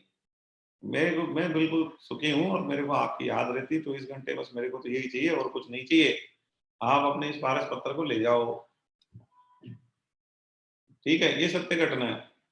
अब बताओ आप, ऐसे होते हैं भक्त। मतलब ऐसा पत्थर जो आप लोहे को छुआ दो तो सोना बन जाए, मतलब पैसा, पैसा की कोई कमी हो सकती है क्या? पैसे की तो आप सोच ही नहीं सकते। लोहे को सोना बनाने की मशीन आ जाए आपके हाथ में तो उसके बाद तो आप दुनिया के सबसे अमीर व्यक्ति बन सकते हैं। तो एक्चुअली में लेकिन रैदास जी को वो नहीं चाहिए, क्योंकि वो शुद्ध भक्त हैं। वो कह रहे हैं मैं करूंगा क्या उस कचरे का, ज्यादा पैसे का करूंगा क्या मैं? तो एक्चुअलिटी ये है। और जो आसुरी व्यक्ति होते हैं वो क्या करते हैं, ये तो शुद्ध भक्त की कहानी है। और आसुरी व्यक्ति क्या करते हैं, इस चिंता में रहते हैं कि यार मेरा पैसा कब बढ़ेगा, मेरे पास इतने करोड़ रुपए कब हो जाएंगे, मेरे को ये काम करना है, मेरे को फलाना करना है, मेरे को ठिकाना करना है, अरे सब हो जाएगा। तो वो मृत्यु पर्यंत तक रहने वाली अपार चिंताओं का आश्रय लेता है, जो कि कभी पूरी नहीं हो सकती। पदार्थों का संग्रह और भोग करने में लगा रहता है। ठीक है, और जो कुछ है वह इतना ही है, यह सोचता है वो। अरे उसके पास कितना ही हो जाए, पर वो क्या सोचता है, अरे मेरे, भगवान ये कह रहे हैं जो कुछ है इतना नहीं, इतना ही है बस। मेरे पास तो इतना ही है। उसके पास यदि 50 लाख हो तो सोचेगा अच्छा 50 लाख ही है मेरे पास, और 1 करोड़ होगा तो अरे मेरे पास तो 1 करोड़ ही है। ओ मैंने तो बाकी तो मेरे कई सारे जानकार हैं उनके पास तो 10-10 करोड़ है, 20-20 करोड़ है। तो उसके पास कितना ही हो जाए, कितना भी हो जाए वो सोचता है अरे मेरे पास तो इतना ही है। ऐसे होते हैं आसुरी व्यक्ति, मतलब संतुष्टि नहीं है, समाई नहीं है कि इतना हो गया। तो ये आसुरी व्यक्तियों का बताया भगवान ने कि इस तरीके का आसुरी व्यक्ति होते हैं। आगे बढ़ते हैं 16.12 में। वे आशा की सैकड़ों फांसियों में बंधे हुए मनुष्य काम क्रोध के परायण होकर पदार्थों का भोग करने के लिए अन्याय पूर्वक धन संचय करने की चेष्टा करते रहते हैं। आप सोचो, सैकड़ों आशा की सैकड़ों फांसियां, आशा की सैकड़ों फांसियों का मतलब समझ रहे हैं आप कि उनकी आशाएं बहुत होती है कि ये मिल जाए, ये मिल जाए, वो मिल जाए, बहुत आशाएं लगा के रखते हैं वो जिंदगी में। ठीक है, आशा की सैकड़ों फांसियों से बंधे हुए मनुष्य काम क्रोध के परायण रहते हैं, उनके काम वासना भरी होती है, उनके अंदर क्रोध भरा होता है, काम क्रोध के परायण होकर पदार्थों का भोग करने के लिए, अब उनको पदार्थों का भोग करना है, बढ़िया गाड़ी चाहिए, स्त्रियां चाहिए, ये चाहिए, वो चाहिए, दुनिया भर का उनको उल्टा पुल्टा शराब चाहिए, मांस चाहिए, मदिरा ये चाहिए, वो चाहिए, सब चाहिए उनको। ठीक है, पदार्थों का भोग करने के लिए अन्याय पूर्वक धन संचय करने की चेष्टा करते रहते हैं। और वो ऐसे व्यक्ति क्या करते हैं, उनको अन्याय पूर्वक भी धन इकट्ठा करना पड़े तो उसमें लगे रहते हैं कि किसी का पैसा छीन ले, किसी का पैसा चुरा ले, किसी से चीटिंग कर ले, किसी का पैसा मार ले, किसी से बेईमानी कर ले, किसी से झूठ बोल ले, किसी से कपट कर ले, इसमें लगे रहते हैं वो। ठीक है, ऐसे होते हैं बताओ आसुरी व्यक्ति। और एक तरफ रैदास जी हैं, वो क्या, वो कपट पूर्वक पैसा कमा सकते हैं रैदास जी। अरे कपट पूर्वक की तो क्या क्या कहोगे, वो तो पारस पत्थर कोई काम में नहीं लेने वाले हैं, ऐसे शुद्ध है। तो आप देखो कितनी कितनी प्योरिटी है अध्यात्म में, कितनी प्योरिटी है। जब आपका भगवान में मन लग जाता है उसके बाद कितनी कितनी शुद्धता जीवन में होती है कि अन्याय पूर्वक धन इकट्ठा करना तो कभी सपने में क्या। मैं कह रहा हूँ भगवान आगे से पारस पत्थर दे रहे तो वो उसको यूज नहीं कर रहे हैं, तो आप बताओ अन्याय पूर्वक धन इकट्ठा करना कोई पॉसिबल नहीं है। तो ये अध्यात्म की ताकत है। और दूसरी तरफ आसुरी ताकतें हैं। तो अभी हमको क्या देखने को मिलता है, चारों तरफ आसुरी ताकतें देखने को मिलती है।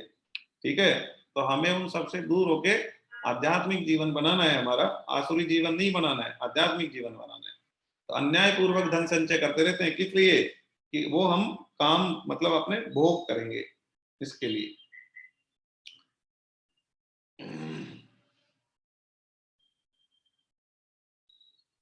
देखो यहाँ इस किताब में भी स्पष्ट लिखा है, वापिस से मैं पढ़ देता हूँ, वैसे मैंने बोल दिया सब कुछ।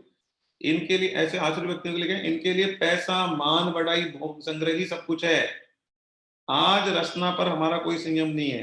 रचना मतलब हमारे जो जीव है ना उस पर, यह असुरपना है। रसोई ही हमारा ईश्वर है, रसोई के पात्र ही हमारे शास्त्र हैं। मतलब खाना पीना उसमें हमारी जीभ लगी हुई है ना, तो बस उसको ये लगता है कि बस कैसे बढ़िया से बढ़िया खाना मिल जाए। और अन्याय से पैसा कमाना कि कैसे ज्यादा से ज्यादा पैसा कमा ले, चाहे झूठ बोलना पड़े, चोरी कपट कुछ भी करना पड़े, संतान उत्पत्ति करना, ठीक है, काम भोग करना, काम वासना में लगे रहना, बस इसी में दिमाग लगा रहता है। ऐसे होते हैं आखिरी व्यक्ति। ठीक है, ये हम सब चर्चा कर चुके हैं, मैंने तो पढ़ के सुना दिया आपको। चलो आगे बढ़ते हैं। और एक और, जैसे कई लोग धन संचय में लगे रहते हैं ना, उनके लिए एक कहावत और है, पूत कपूत तो क्या धन संचय, और पूत सपूत तो क्या धन संचय। अरे भाई पूत कपूत है ना, तुम्हारा कपूत निकलेगा ना, तो तुम क्या करोगे धन संचय करके। वो कपूत होगा, तुम्हारे पैसे को उड़ा देगा, बर्बाद कर देगा, है बहा देगा। तो तुम्हारा पूत यदि कपूत निकला तो क्या चीज के लिए धन संचय कर रहे हो। ठीक है, तो पूत कपूत तो क्या धन संचय। और दूसरा है पूत सपूत तो क्या धन संचय। अच्छा, अब तुम्हारा पूत जो सपूत निकला तो जरूरत ही नहीं हो, तो सपूत तो खुद ही कमा लेगा, खूब कमा लेगा। तो सपूत के लिए धन संचय करने की जरूरत ही नहीं है, क्योंकि तो सपूत है ना, खुद कमा लेगा। तो सपूत के लिए धन संचय करने की जरूरत नहीं है, क्योंकि खुद कमा लेगा। कपूत के लिए धन संचय की जरूरत नहीं है, क्योंकि वो उड़ा देगा। तो फिर किस लिए धन संचय कर रहे हो, कोई धन संचय करने की जरूरत नहीं है। तो ऐसे व्यक्ति जो होते हैं ना, वो 1 रुपया खर्च नहीं करते। आसुरी व्यक्ति होते हैं, वो क्या करते हैं, पैसा जोड़ दे, हाई पैसा, हाई पैसा, हाई पैसा, किसी को दान नहीं, किसी को दक्षिणा नहीं, किसी के ऊपर कोई खर्चा नहीं, कोई निस्वार्थ भाव से किसी की सेवा नहीं, हाई पैसा करते रहते हैं। और क्या होता है लास्ट में, वो हाई पैसा करते करते वो हाई पैसे को छोड़ के मर जाते हैं पैसे पैसे के ढेर में मर जाते हैं, इकट्ठा कर लेते हैं खूब, लास्ट में उसी पैसे में मर जाते हैं। फिर क्या होता है उस पैसे का, क्या होगा, पैसा पैसा हाई पैसा करते करते आदमी ने जिंदगी भर पैसा इकट्ठा करा, जिंदगी भर पैसा जोड़ा, और किसी पे खर्चा नहीं करा, किसी से निस्वार्थ भाव से किसी की सेवा नहीं करी, किसी को दान नहीं दिया, कुछ नहीं करा जिंदगी में, हाई पैसा करते जोड़ते रहे, खूब जुड़ गया। अब क्या हुआ, एक दिन आ गया बुलावर, चले गए, तो पैसा क्या हुआ, यहाँ रह गया। उस पैसे का क्या यूज है, उस पैसे का ये यूज है कि तुम्हारे पीछे वाले उड़ाएंगे, मौज करेंगे, कोई ऐश करेंगे, कपूत होगा तो उड़ू देगा, है, सपूत होगा तो ठीक है, अपने वो कुछ कर पाएगा तो ठीक है, नहीं तो आप ऐसा समझो सपूत है तो खुद के कमाए हुए से कर लेगा ना, पर आपके कमाए हुए से तो आप अपने हाथ से कर लो ना जो करना है। और आपको क्या पता पीछे वाले क्या करेंगे, पीछे वाले उससे गाड़ियां खरीद के लाएंगे लग्जरी, और कहाँ ऐशो आराम करेंगे, क्या मौज शौक में उड़ाएंगे, पता है क्या आपको, कुछ पता नहीं है। इसलिए अपने जो पैसा कमा रहे हैं भगवान की सेवा में लगाओ, निस्वार्थ सेवा में लगाओ। कोई गरीब हो ना, कोई अंधा हो, कोई भिखारी हो, तो उसको ऐसे नहीं कि भाई आप केश दो ताकि मिसयूज कर ले, ऐसा नहीं, उसको आप कंबल दे दो, खाने पीने का सामान दे दो, मतलब ऐसे जो भी सेवा बनती है ना वो सेवा करो। हाँ, पैसा नहीं दे, वैसे तो कैश नहीं देना चाहिए, क्योंकि कैश का मिसयूज होने का चांस रहता है। मैं तो हमेशा यही कहता हूँ कि आप गीता की किताब बांटो, आप और ऐसी कोई वस्तु दे दो जो सामने वाला काम में ले लेगा, ठीक है ना, इस तरीके से सेवा करो, तो उससे क्या होगा, आपके पैसे का दुरुपयोग नहीं होगा, आप किसी को जो लाभ पहुंचाना चाह रहे हैं वास्तव में लाभ पहुंचेगा। ठीक है, इस तरीके से आपको निस्वार्थ भाव से सेवा करनी चाहिए जो कर सकते हैं। चलिए अब आगे बढ़ते हैं, देखिए 16.13, वे इस प्रकार के मनोरथ को किया करते हैं कि इतनी वस्तुएं तो आज हमने प्राप्त कर ली है, और अब इस मनोरथ को प्राप्त कर लेंगे, मतलब इतना तो हमारे पास हो गया है, अब हम इतना और करेंगे इकट्ठा, इतना धन तो हमारे पास है, और इतना धन फिर और हो जाएगा। दिन भर यही सोचते हैं इतना तो मैं इकट्ठा कर लिया, अब और इकट्ठा कर लूंगा, और इकट्ठा कर लूंगा, और इकट्ठा कर लूंगा। ऐसे होते हैं आसुरी लोग, बस दिन भर सुख सुविधाएं पैसा इकट्ठा करने में लगे रहते हैं, और कुछ नहीं, उनका ध्यान केवल उसी में रहता है, एक पाई भी खर्च नहीं करना चाहते इधर उधर। इसके बाद 16.14, वह शत्रु तो हमारे द्वारा मारा गया, और उन दूसरे शत्रुओं को भी हम मार डालेंगे। मतलब कोई शत्रु है तो वो तो मार दिया हमने, एक शत्रु तो हमने हटा दिया हमारे जीवन से, उनके बहुत शत्रु होते हैं, क्योंकि काम ही ऐसे करते तो उनके शत्रु हो जाते हैं। संत है, संत के कोई शत्रु देखेंगे आपने, कोई संत का कोई शत्रु नहीं होता, क्योंकि वो किसी का बुरा ही नहीं करता, उसका शत्रु कहां से आएगा, ठीक है लेकिन जो आसुरी व्यक्ति उनके खूब शत्रु होते हैं, क्योंकि वो बुराई काम करते हैं तो शत्रु बनाते जाते हैं। वो ये कह रहे हैं वह तो शत्रु हमारे द्वारा मारा गया, तो वो सोचते हैं देखो एक को तो हमने हटा दिया, ठीक है, और उन दूसरे शत्रुओं को भी हम हटा देंगे, मार डालेंगे। हम ईश्वर हैं, अच्छा वो ये समझते हैं हम ईश्वर हैं, मतलब हम ईश्वर हैं, हम सर्व समर्थ हैं, मतलब हम सब कुछ कर सकते हैं, हम भोग भोगने वाले हैं, ठीक है, और हम सारे भोगों तक पहुंचेंगे, सब भोग भोगेंगे, दुनिया में जितने भोग बने ना सब भोगेंगे हम, और हम सिद्ध हैं, और अरे हमारे जैसा कोई थोड़ी है, हम हैं, हम तो हम हैं, बाकी सब कम है, ऐसा सोचते हैं, हम सिद्ध हैं, हम बड़े बलवान हैं और वो ऐसे भी सोचते हैं हम बहुत बलवान है, हमारे पास पैसे की ताकत है, हमारे पास व्यक्तियों की ताकत है, हमारे पास ये ताकत है, हमारे पास वो ताकत है, ठीक है, और सुखी हैं, और हम बहुत सुखी हैं। वो ऐसा सोचते हैं देखो मेरे पास मकान है, मेरे पास गाड़ी है, मेरे पास ये है, मेरे पास वो है, मैं तो सुखी हूँ। वो हमेशा ऐसा सोचते हैं मैं तो सुखी हूँ। अरे सुख तो वास्तव में भगवान की सेवा में ही है, असली सुख तो, और परमानेंट सुख तो भगवान की सेवा में ही, तो नकली सुख है, थोड़े टाइम का, टेम्परेरी है। और फिर आप सुखी है तो फिर दुखी क्यों हो जाते हैं थोड़े थोड़े दिनों में, हैं? कोई भी परिस्थिति बदलती है तो बार बार दुखी क्यों हो जाते हैं, आप तो सुखी है ना। लेकिन आसुरी व्यक्ति सोचता नहीं हम तो बहुत बलवान है, हम बहुत सुखी हैं, ऐसे सोचते हैं, अपने आप को सर्वसिद्ध मानते हैं, सर्वसमर्थ मानते हैं, ईश्वर जैसा मानते हैं कि मैं तो ईश्वर हूं, मैं तो सब कुछ कर लूंगा। इतना उनके अंदर गलत अभिमान और भुलावा होता है उनके दिमाग में। अब चलते हैं 16.15। 16.15 हम धनवान हैं, बहुत सारे मनुष्य हमारे पास हैं, हमारे समान दूसरा कौन है धरती पर, हम खूब यज्ञ करें। अच्छा ये मानते हैं वो। बताओ, गजेंद्र मोक्ष की कथा सुनी होगी ना आपने। गजेंद्र एक हाथी था, बहुत बड़ा हाथी था, विशाल हाथी था, और उसका परिवार था इतना लंबा चौड़ा, 1000-1200 हाथी थे, और एक से बढ़ के इतने बड़े बड़े, वो जहाँ चलते थे ना मद में चूर होके चलते थे, पूरे गांव के गांव नष्ट कर देते थे, और ऐसा कि हमारे बराबर क्या, हमारे आसपास में कोई नहीं। और गजेंद्र हाथी की पत्नियां थी, मतलब सैकड़ों पत्नियां थी, उसके भाई बेटे, हो इतना लंबा चौड़ा परिवार कि गजेंद्र ने जहां रख दिया पांव वहां हो गया काम खत्म। गजेंद्र ने सोच लिया कि आज इसको तहस नहस करना, तो तहस नहस कर देता था।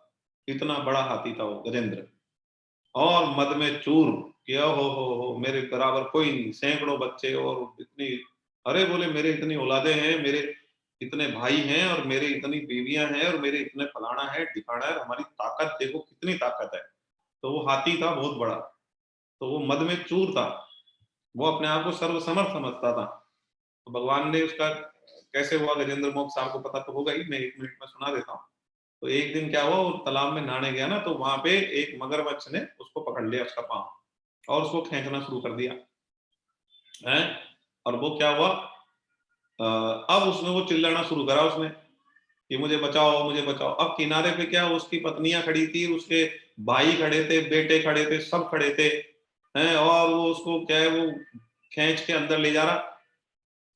मगरमच्छ जो था ना, बहुत विशाल मगरमच्छ था, वो उसको हाथ उसको पकड़ लिया पाँव को, और अंदर खींचता जा रहा पानी में, और वो चीखे जा रहा चीखे जा रहा।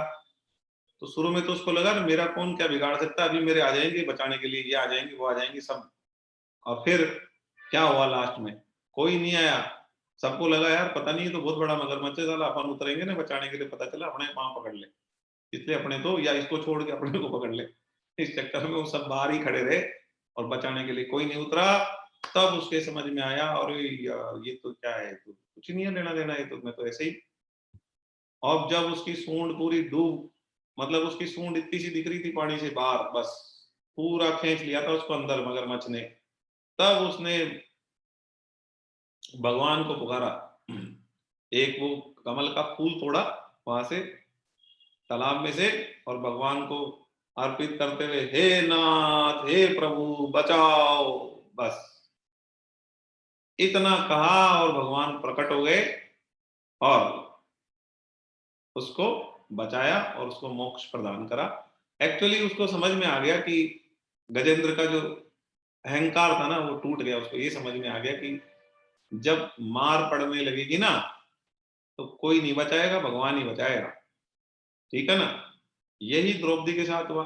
द्रौपदी द्रौपदी कहती थी, अरे मैं हूं द्रौपदी, मेरे हैं 5 पति, और पांचों ऐसे हैं कि एक अकेला अकेला ही है ना, वो पूरे संसार को खत्म करने की ताकत रखता है, तो मेरे को हाथ लगा सकता है क्या। मैं द्रौपदी हूं द्रौपदी।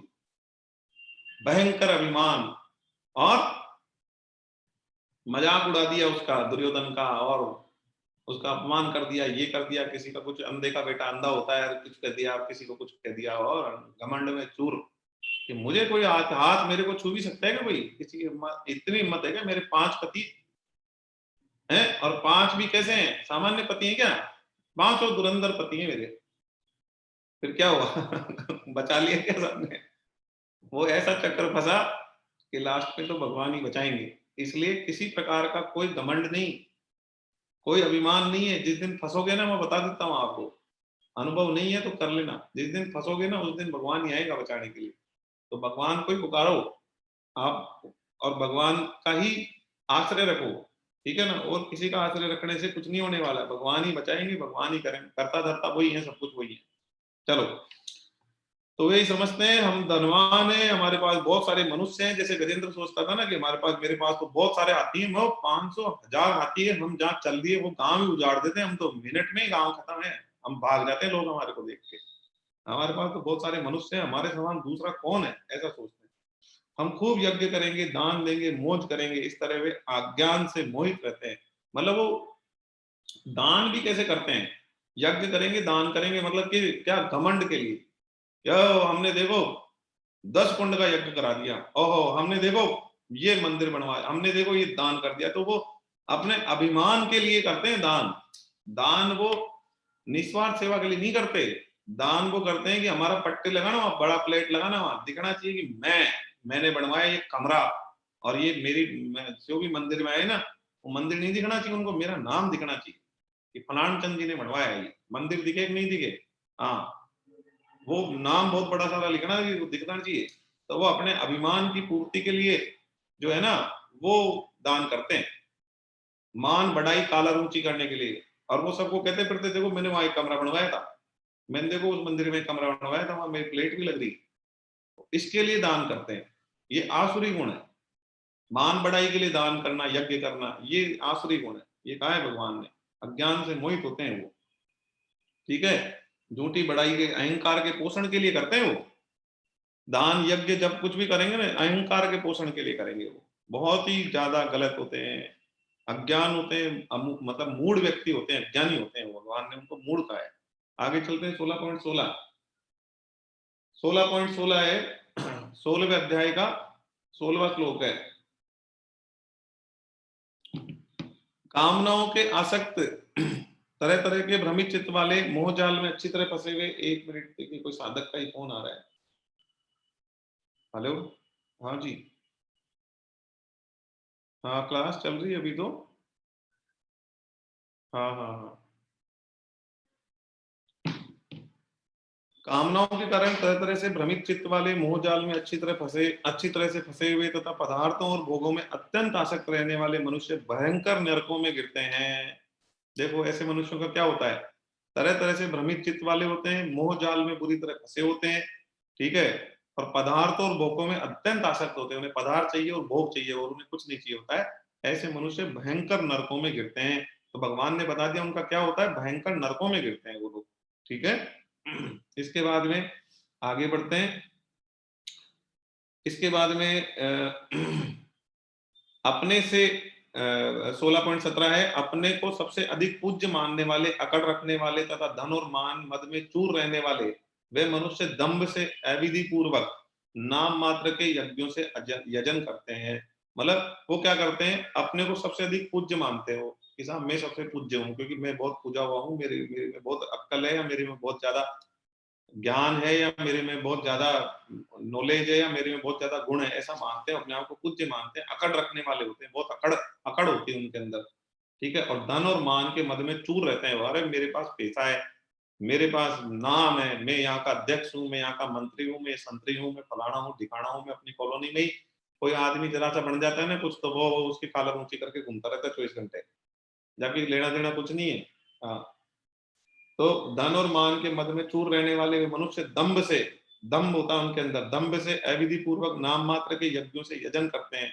मतलब अविधि पूर्वक मतलब दिखावे के लिए करते हैं। विधि पूर्वक तो क्या है कि निस्वार्थ सेवा के लिए करते हैं ना, वो होता है विधि पूर्वक। अविधि पूर्वक क्या, दिखावे के लिए नाम मात्र के यज्ञों से यजन करते हैं, मतलब बस नाम मात्र का यज्ञ करते हैं, इतना ही करते हैं जिसमें उनका दिखावा हो जाए, नाम बढ़ाई हो जाए, बस, ठीक है। इसके बाद चलते हैं 16.18। वे अहंकार, हट, घमंड, कामना, क्रोध का आश्रय लेने वाले मनुष्य अपने और दूसरों के शरीर में रहने वाले मुझ अंतर्यामी के साथ देश करते हैं। मतलब उनमें क्या होता है, अहंकार होता है, हट होता है, घमंड होता है, कामना होती है, क्रोध होता है, ठीक है, उसका आश्रय लेके रखते हैं वो। और हर व्यक्ति के शरीर में ईश्वर है, खुद के ईश्वर, जो जो घमंडी है, आसुरी है, उसके हृदय में भी ईश्वर है, और अन्य मनुष्यों के में भी ईश्वर है। तो बोल उनके साथ द्वेष करते हैं, ईश्वर के साथ वो लोग द्वेष करते हैं, बताओ इससे बुरी बात क्या होगी। ईश्वर के साथ द्वेष करते हैं और मेरे और दूसरों के गुणों में दोष दृष्टि रखते हैं, और भगवान में भी दोष दिखता है उनको, भगवान में भी बुराई दिखती है कि अच्छा फिर ये ऐसा करने की क्या जरूरत थी, अच्छा भगवान ने ऐसा क्यों करा, भगवान ने वैसा क्यों करा। अरे उनकी लीलाओं को समझते तो है नहीं, अज्ञानी होते हैं, मूर्ख होते हैं ना, उनमें दोष दृष्टि देखते हैं वो, ठीक है। तो इसमें लगे रहते हैं वो, तो भगवान से भी द्वेष करते हैं वो, भगवान के साथ बैर करते हैं वो लोग। तो भगवान के साथ बैर करना क्या है, भगवान को नहीं मानना कि भगवान है ही नहीं, और शास्त्रों की आज्ञा का पालन नहीं करना, भगवान की आज्ञा का पालन नहीं करना, ऐसे होते हैं वो लोग। इसके बाद 16.19 है, उन द्वेष द्वेष करने वाले, क्रूर स्वभाव वाले और संसार में महान नीच अपवित्र मनुष्यों को मैं बार बार आसुरी योनियों में ही गिराता रहता हूँ। अब ये आ गया बात कि जो ऐसे लोग होते हैं जो भगवान से द्वेष करते हैं, क्रूर स्वभाव वाले होते हैं और संसार में महान नीच और अपवित्र मनुष्य होते हैं ना, उनको मैं बार बार आसुरी योनियों में गिराता रहता हूँ। मतलब वो वापिस से क्या होगा, वो इतने अपवित्र होते हैं, इतने नीच होते हैं, इतने गंदे लोग होते हैं, तो भगवान कह रहे हैं कि उनको मैं बार बार आसुरी योनियों में गिराता रहता हूँ। तो अब एक क्वेश्चन अराइज होता है, यहाँ पे एक क्वेश्चन आता है कि जब भगवान उनको बार बार आसुरी योनियों में गिराएंगे तो फिर उनका उद्धार कैसे होगा, कैसे वो सुधरेंगे, कैसे काम। आपको पता है भगवान की इसमें विशेष कृपा है, भगवान की इसमें विशेष कृपा है कि उनको भगवान आसुरी योनियों में गिरा रहे हैं बार बार। देखो बताते हैं इसका उद्धार कैसे होगा। मैं आपको एक बहुत बढ़िया चीज बताता हूं कि कोई व्यक्ति असुर योनि में है और वो यदि भगवान का नाम लेता है ना, तो उसकी बहुत जल्दी मुक्ति होती है। जैसे हमारा जन्म कलयुग में हुआ, तो ये भगवान की विशेष कृपा है। कैसे कि कलयुग में आप केवल नाम जप के मोक्ष की प्राप्ति कर सकते हो, भगवत प्राप्ति कर सकते हो, जबकि और कम समय में, बहुत कम समय में, यहाँ पे आयु यदि कम है ना, तो भगवान का नाम का जाप का इतना ज्यादा प्रभाव है कि आप बहुत ही कम समय में भगवत प्राप्ति कर सकते हो। जितनी आयु मिली है ना, उतनी की भी जरूरत नहीं है भगवत प्राप्ति करने के लिए। ये वास्तविकता है कि यदि आप नाम जप में लग जाओ ना, तो बहुत जल्दी यहाँ पर काम होता है। जबकि वही काम आप त्रेता में करोगे या द्वापर में करोगे ना, तो मान लो आपको 200 साल तक नाम जप करना है, तब जाके आपको भगवत प्राप्ति होगी। और द्वापर में और सतयुग में, इसमें त्रेता में जाओगे तो मान लो 1000 साल तक आप जाप करोगे, तब आपको भगवत प्राप्ति होगी। और उससे पीछे जाओगे, सतयुग में जाओगे तो मान लो 5000 साल, 10,000 साल तक आप नाम का जाप करो। तो यहाँ पे तो है, बहुत सस्ता कर दिया भगवान ने, भगवान की प्राप्ति बहुत इजी कर दी यहाँ पर। तो यही भगवान कहना चाह रहे हैं कि यदि मैं किसी को बार बार आसुरी योनि में गिरा रहे, तो आसुरी योनि में तो भगवान नाम लेते चट काम बन जाता है, फटाफट से मोक्ष मिलता है। तो इसलिए भगवान क्या करते हैं, उसको वापिस आसुरी योनि में गिराते हैं कि भाई तू नाम लेना शुरू कर दे कैसे भी करके। तो जरा सा भी नाम लेगा तो तेरे को फल मिलेगा हजारों गुना, लाखों गुना। तो उसका मोक्ष भगवान तैयार रखते हैं कि यार तू ले तो सही नाम, पर वो फिर नहीं लेता, फिर गलत काम करता है, तो वो फंसा रहता है, नरकों में गिरता रहता है। लेकिन वो जरा भी आता है ना भगवान की तरफ, तो उसका मोक्ष बहुत फास्ट होता है। तो भगवान के तो हम क्या बच्चे हैं ना, हमारे पे भगवान की कृपा ही रहेगी हमेशा। भगवान हमारा बुरा नहीं कर सकते कभी भी। भगवान हमें ऐसी स्थिति में ले जाके खड़ा करेंगे जिससे हमारा उद्धार जल्दी हो जाए। हमें कलयुग में पैदा करा, ये हमारे ऊपर कृपा है। किसी को आसुरी योनि में भगवान ने डाला, तो उस पर अति कृपा है। कैसे, उसने गलत काम करे तो उसको आसुरी योनि दे दी। अब आसुरी योनि तो मनुष्य योनि से फास्ट, मतलब मनुष्य का ही रूप होता है। असुर जो होता है वो मनुष्य योनि का ही पार्ट है। तो उसमें क्या हो रहा है कि बहुत फास्ट उसको क्या होगा, मुक्ति मिल जाएगी। तो यहाँ पर आसुरी योनियों में बहुत फास्ट मुक्ति मिलती है। तो भगवान कहते हैं मैं उसको बार बार आसुरी योनि में गिराता हूँ, ताकि जैसे ही वो नाम लेना, वैसे वो मोक्ष को प्राप्त कर ले। चलो इसके बाद आगे बढ़ते हैं हम लोग। 16.20 है, हे कुंती नंदन, वे मूढ़ मनुष्य मुझे प्राप्त न करके जन्म जन्मांतर में आसुरी योनि को प्राप्त होते हैं, फिर उससे भी अधिक अधम गति में अर्थात भयंकर नरकों में चले जाते हैं। अब देखो, बार बार भगवान उसको आसुरी योनि में डाल रहे हैं, अभी भी वो नहीं सुधर रहा ना, अभी भी वो नहीं सुधर रहा, क्योंकि उसमें जरा भी सुधार हो जाए तो तुरंत उसको मोक्ष की प्राप्ति हो जाए। भगवान की विशेष कृपा हो रही है उस पर, लेकिन वो और बुरा से बुरा करे जा रहा है। तो फिर लास्ट में क्या होता है, उसको अधम नरकों में लेके जाए, भयंकर नरकों में गिरा देते हैं। तो भयंकर नरकों में गिरता है, ये भी भगवान की कृपा है। क्योंकि भयंकर नरकों में तो जैसे ही नाम लेगा, आसुरी योनि से भी ज्यादा जल्दी उसको मोक्ष की प्राप्ति होगी। ठीक है, नहीं तो वो सजाएं खाता रहेगा, खाता रहेगा। अरे तो ऐसे ही अपन भगवान का नाम वैसे लेना शुरू कर दे, तो इतनी ये प्रोसेस है कि असुर असुर बनेंगे, फिर आसुरी योनि में जाएंगे, फिर नरकों में जाएंगे, फिर वहां जाके नाम लेके तो इतनी सजाएं तो भुगत लेंगे ना जब तक। इसलिए अभी से ही नाम लेना शुरू कर दें। इसके बाद आगे चलते हैं 16.21। काम, क्रोध और लोभ, ये 3 प्रकार के नरक के दरवाजे जीवात्मा का पतन करने वाले हैं, इसलिए तीनों का त्याग कर देना चाहिए। भगवान ने स्पष्ट स्पष्ट स्पष्ट कह दिया, बिल्कुल साफ बोला है, कहीं कोई बात नहीं है, बिल्कुल क्लियर बोल रहे हैं भगवान। काम, क्रोध और लोभ, ये तीनों नरक के दरवाजे हैं। नरक में जाना है क्या, नरक में जाना है तो क्रोध करो, नरक में जाना है तो काम वासना रखो, नरक में जाना है तो लोभ रखो कि ये जोड़ लूं, ये ले लूं, ये कमा लूं, इतना जोड़ लूं, इकट्ठा कर लूं, ये रखो। 3 चीज है, काम, क्रोध, लोभ, तीनों नरक के दरवाजे बोल दिए भगवान ने। कि नरक का दरवाजा होता है ना, उस दरवाजे के अंदर जाते ही नरक है। ऐसे ही काम वासना है ना, तो काम वासना में जाते ही नरक है।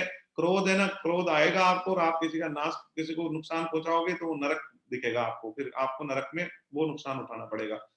ऐसे ही लोभ है, आप बहुत ज्यादा लोभी हो, ये कमा लूं, ये कर लूं, ये कर लूं, तो वो आपको नरक का दरवाजा है। क्योंकि उसके चक्कर में आप किसी का कोई नुकसान करा बैठोगे या खुद का नुकसान करा बैठोगे तो नुकसान होना है। तो ये तीनों नरक के दरवाजे बिल्कुल जीवात्मा का पतन करने वाले हैं, इसलिए इन तीनों का तुरंत त्याग कर देना चाहिए। भगवान ने स्पष्ट मैसेज दिया है, बिल्कुल क्लियर मैसेज आ रहा है भगवान का, बिल्कुल, कि इन तीनों को तुरंत छोड़ दो।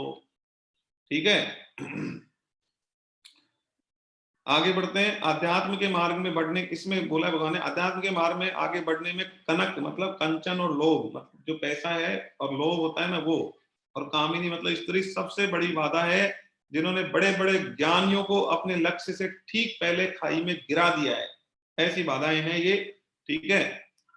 और इस पूरी आसुरी सेना का सेनापति कौन है? काम है। काम, इस सारी आसुरी सेना है ना ये, इन सब का सेनापति काम है। तो काम से बिल्कुल दूर रहना चाहिए, बिल्कुल दूर रहना चाहिए। काम रूपी काला नाग जब डसता है तो विष से भी खतरनाक और नीम से भी कड़वे विषय मीठे लगने लग जाते हैं। मतलब जब कामना आती है ना व्यक्ति के अंदर, काम आता है ना उसके अंदर, तब उसको विष से भी खतरनाक और नीम से भी कड़वे जो विषय होते हैं ना, वो उसको मीठे लगने लग जाते हैं। बताओ, मतलब ऐसा ऐसा होता है ये।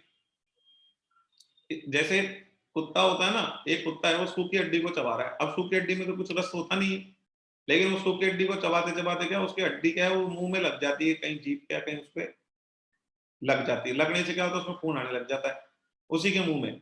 तो उस हड्डी को चूसता रहता है, उसको वो सोचता है देखो हड्डी में कितना रस आ रहा है, अरे वो हड्डी में रस नहीं आ रहा, वो तुम्हारे खुद के मुंह में लगी है ना, उसका जो खून है ना तुम्हारा खुद का, वो तुम चूस रहे हो, उसका रस आ रहा है तुमको। ऐसी ऐसी दुर्दशा होती है व्यक्ति की। ठीक है। तो उसको जो कड़वे जो चीज है ना वो भी मीठे लगने लग जाती है, वो भी उसको रस आने लगे। अब शराब है, शराब कड़वी होती है, पर जब उसकी बुद्धि का नाश हो जाता है ना, उसको क्या होता है, उसको वो शराब भी क्या है, उसको स्वादिष्ट लगने लग जाती है कि यार बहुत मजा आ रहा है, ये हालत हो जाती है। तो ये सबसे बचना चाहिए हमको। आगे बढ़ते हैं, इसके बाद आगे बढ़ते हैं। नेक्स्ट है 16.22। हे कुंती नंदन, इन नरक के तीनों दरवाजों से रहित हुआ मनुष्य, जो मनुष्य अपने कल्याण का आचरण करता है वह उससे परम गति को प्राप्त हो जाता है। मतलब इन तीनों नरक के दरवाजे से जो व्यक्ति मुक्त हो जाता है, इनसे दूर हो जाता है ना, और अपने कल्याण का आचरण करता है, मतलब भगवान का नाम लेता है, ये सब में लग जाता है, उसको वो परम गति को प्राप्त हो जाता है। तो इन तीनों नरक के दरवाजों को छोड़ो और भगवान के नाम में लगो, तो क्या होगा, आप जो है परम गति को प्राप्त हो जाओगे। एक बहुत ही बढ़िया रामबाण उपाय यहाँ दिया हुआ है, बहुत ही बढ़िया रामबाण उपाय यहाँ दिया हुआ है। सबसे पहले तो देखो, यदि हमारा उद्देश्य दृढ़ नहीं होगा कि हमें भगवत प्राप्ति करनी है ना, तो क्या होगा, शास्त्रों को पढ़कर भी अज्ञानी बनेगा आदमी। आप बोलोगे ऐसे कैसे? अरे शास्त्रों में भी वो देखेगा ऐसा क्यों बोला, ये तो गलत बोल दिया, ये तो ऐसे कह दिया, ये तो होता ही नहीं है, ये तो मतलब ही नहीं है, ये नहीं है, हमने तो देखा ही नहीं, हमने तो सुना ही नहीं, सब लोग तो ऐसे करते हैं ऐसे करते हैं, उसका ज्ञान बढ़ता जाएगा। उसका यदि दृढ़ निश्चय है कि मेरे को भगवान की तरफ बढ़ना है, तो ही वो शास्त्रों का भी लाभ तभी ले पाएगा, अदरवाइज वो शास्त्रों का लाभ भी नहीं ले पाएगा।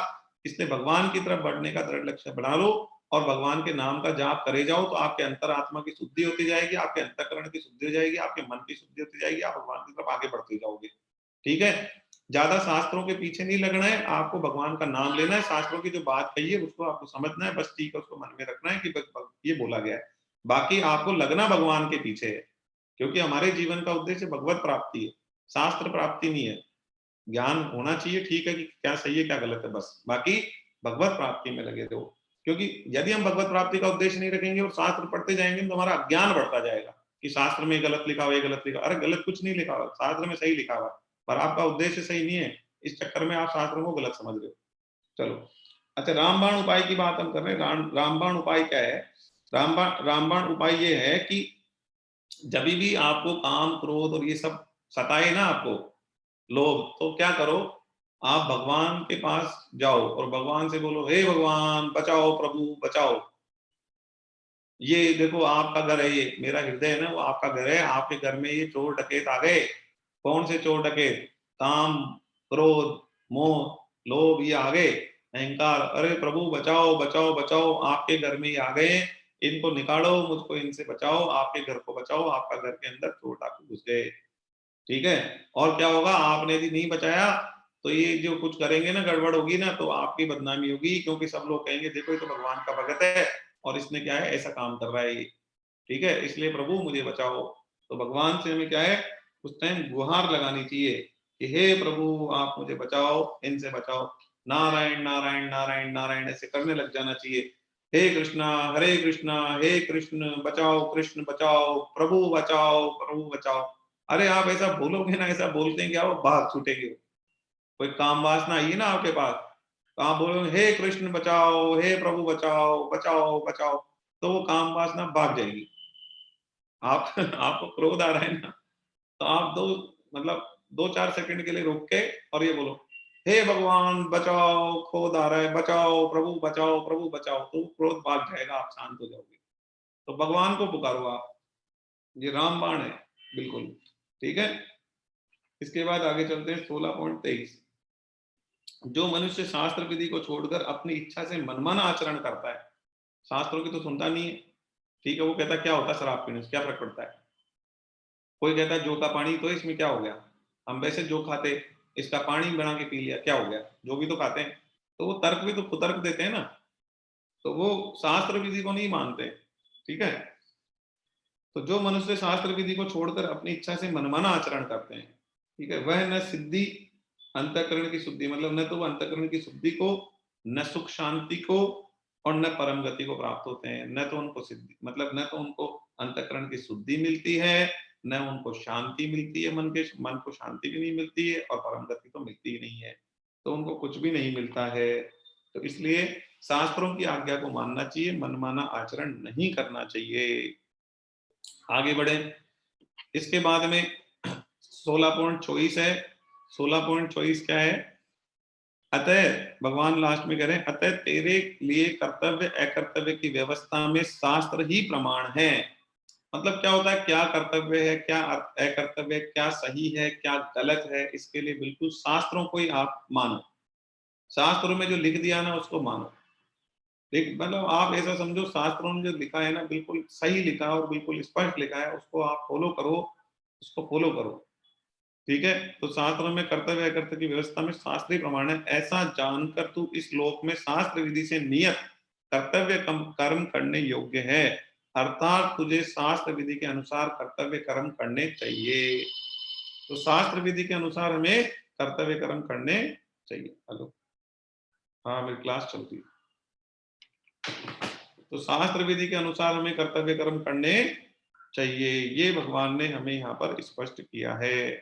तो हमें क्या है, शास्त्र मुखी होना चाहिए, शास्त्र की तरफ, शास्त्र के हिसाब से सोचकर चलना चाहिए। और आपको बता दें क्या होता है, हमारी क्या बुद्धि सीमित होती है, कई बार हम क्या है उनको शास्त्रों को पढ़ के भी उसका सही भाव नहीं पकड़ पाते हैं। ठीक है, तो इसलिए क्या हुआ है, जो हमारे जो मार्गदर्शन करने के लिए, जैसे राम सुखदास जी महाराज जैसे जो परम श्रद्धेय हैं, वैसे जो संत हुए हैं, शुद्ध संत हुए हैं, जयदयाल गोयनका जी हैं, हनुमान प्रसाद जी पोद्दार हैं, ठीक है, ये लोग जो हैं ये बिल्कुल शुद्ध भक्त हुए हैं, शुद्ध संत हैं ये। इनकी लिखी हुई पुस्तकें हम पढ़े, इनकी लिखी हुई पुस्तकें जो हैं वो बिल्कुल ब्रह्मास्त्र है। इनकी लिखी हुई जो पुस्तकें हैं, जैसे मैं आपको बताता हूँ, देखो मेरा खुद का अनुभव बताता हूँ, मैंने भगवत गीता के ऊपर बहुत सारी टीकाएं पढ़ी। जैसे इस्कॉन टेम्पल वालों की आती है यथार्थ गीता, या मतलब यथार्थ गीता नहीं, Gita as it is, Yatharup Gita, Gita Yatharup करके आती है।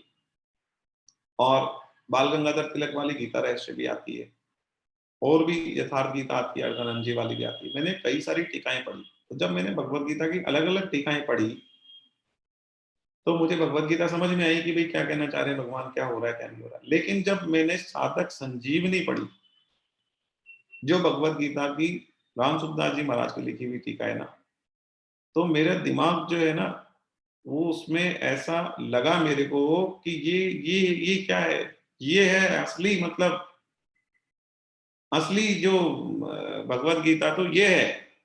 श्लोक तो सब में समान है, लेकिन जो उसकी कमेंट्री है, जो उसकी एक्सप्लेनेशन है, जो उनमें एग्जांपल्स दिए हुए हैं, जो साधक संजीवनी में राम सुखदास जी महाराज ने लिख दिया ना, मैं कह रहा हूँ सामान्य मनुष्य नहीं लिख सकता, ये तो भगवान खुद आके उनका हाथ पकड़ के लिखवाए होंगे ना, तब साधक संजीवनी जैसी टीका बन सकती है। अदरवाइज साधक संजीवनी जैसी टीका मनुष्य नहीं बना सकता, मनुष्य के बस की बात नहीं है। ये तो भगवान की कोई विशेष कृपा है, जो राम सुखदास जी महाराज ने इस टीका को लिख दिया और हम तक पहुंचा दिया। अरे मतलब भगवत गीता क्या है ना, वो साधक संजीवनी पढ़ के मेरे को समझ में आया जबकि मैं भगवत गीता की कई सारी टीकाएं पहले पढ़ चुका था।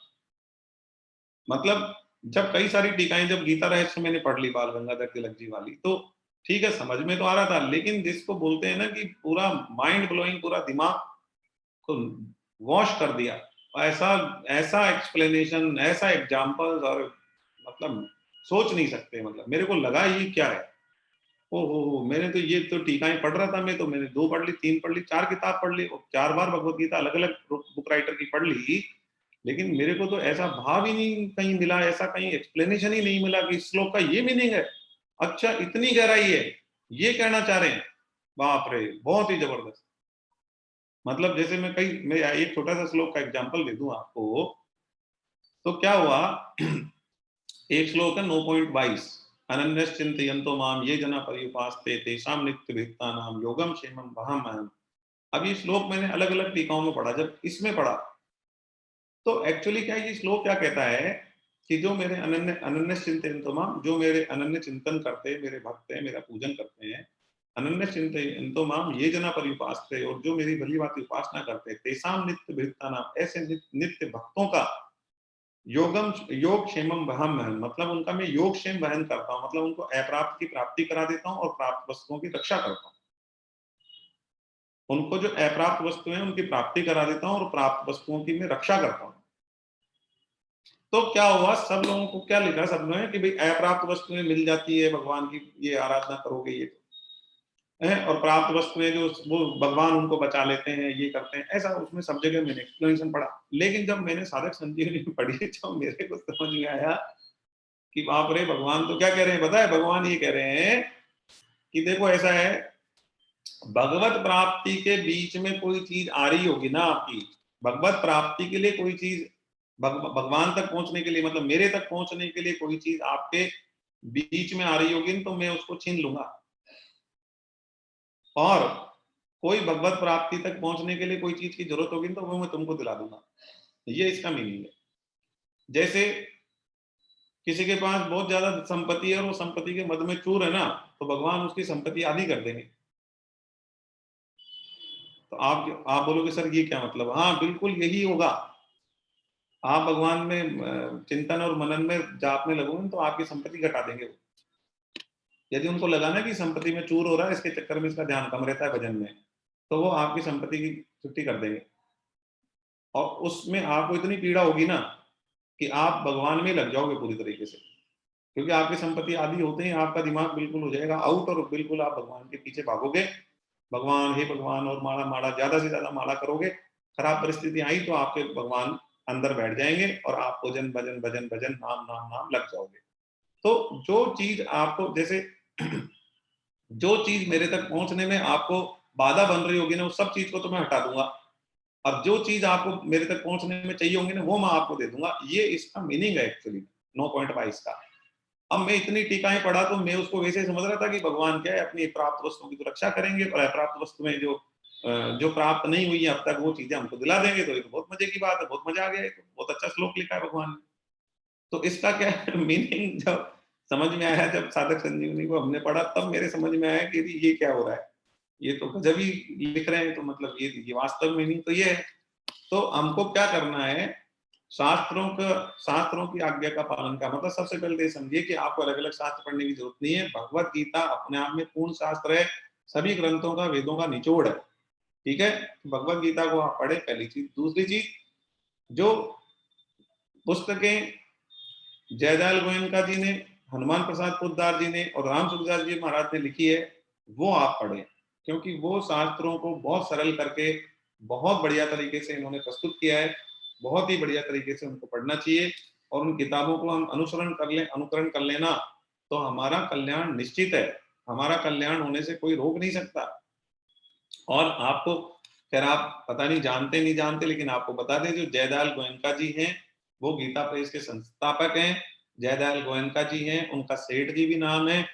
जयदयाल गोयनका जी हैं स्वामी राम सुखदास जी महाराज के गुरु हैं। राम सुखदास जी महाराज उनको गुरु मानते हैं, और उनकी स्थिति जो है बहुत उच्च थी। मतलब जयदयाल गोयनका जी जो सेठ जी हैं वो बहुत उच्च स्थिति के थे, मतलब राम सुखदास जी महाराज उनको गुरु मानते हैं, तो फिर आप समझ जाइए कि क्या क्या स्थिति होगी। गीता प्रेस की स्थापना भी उन्होंने करी है। और राम सुखदास जी महाराज उनके यहीं पर नौकरी करते थे पहले स्टार्टिंग में, वहीं से मतलब, और फिर उन्होंने, सेठ जी ने ही राम सुखदास जी महाराज को इस भजन सिस्टम में सब में लगाया है। तो वो सेठ जी की स्थिति बहुत उच्च थी, इसमें कोई संदेह नहीं है। तो जो जयदयाल गोयनका जी हैं वो बहुत ही जबरदस्त संत थे, मतलब बहुत ही जबरदस्त संत थे। मतलब वो फ्रंट में ज्यादा नहीं आए, फ्रंट में राम सुखदास जी महाराज को रखा, लेकिन राम सुखदास जी महाराज उनको गुरु मानते थे, तो आप मान के चलिए कि उनके शिष्य थे। यदि राम सुखदास जी महाराज उनके शिष्य थे तो उनकी स्थिति वास्तव में बहुत उच्च स्थिति रही होगी। ऐसे ही हनुमान प्रसाद जी पोद्दार है, वो भी बहुत उच्च स्थिति के व्यक्ति हैं। तो बहुत ही, तो ये जो तीन तीन जो विलक्षण प्रतिभाएं हैं, जो कि मतलब इनको क्या बोला जाए कि इनके लिए जो कहा जाए कम ही है, तो इनको हमें, इनकी पुस्तकें हमको पढ़नी चाहिए। ठीक है, इससे हमारा कल्याण होना निश्चित है, बिल्कुल निश्चित है, इसमें कोई संशय नहीं है। ठीक है, आगे चलते हैं। ये हमारा अध्याय समाप्त होता है।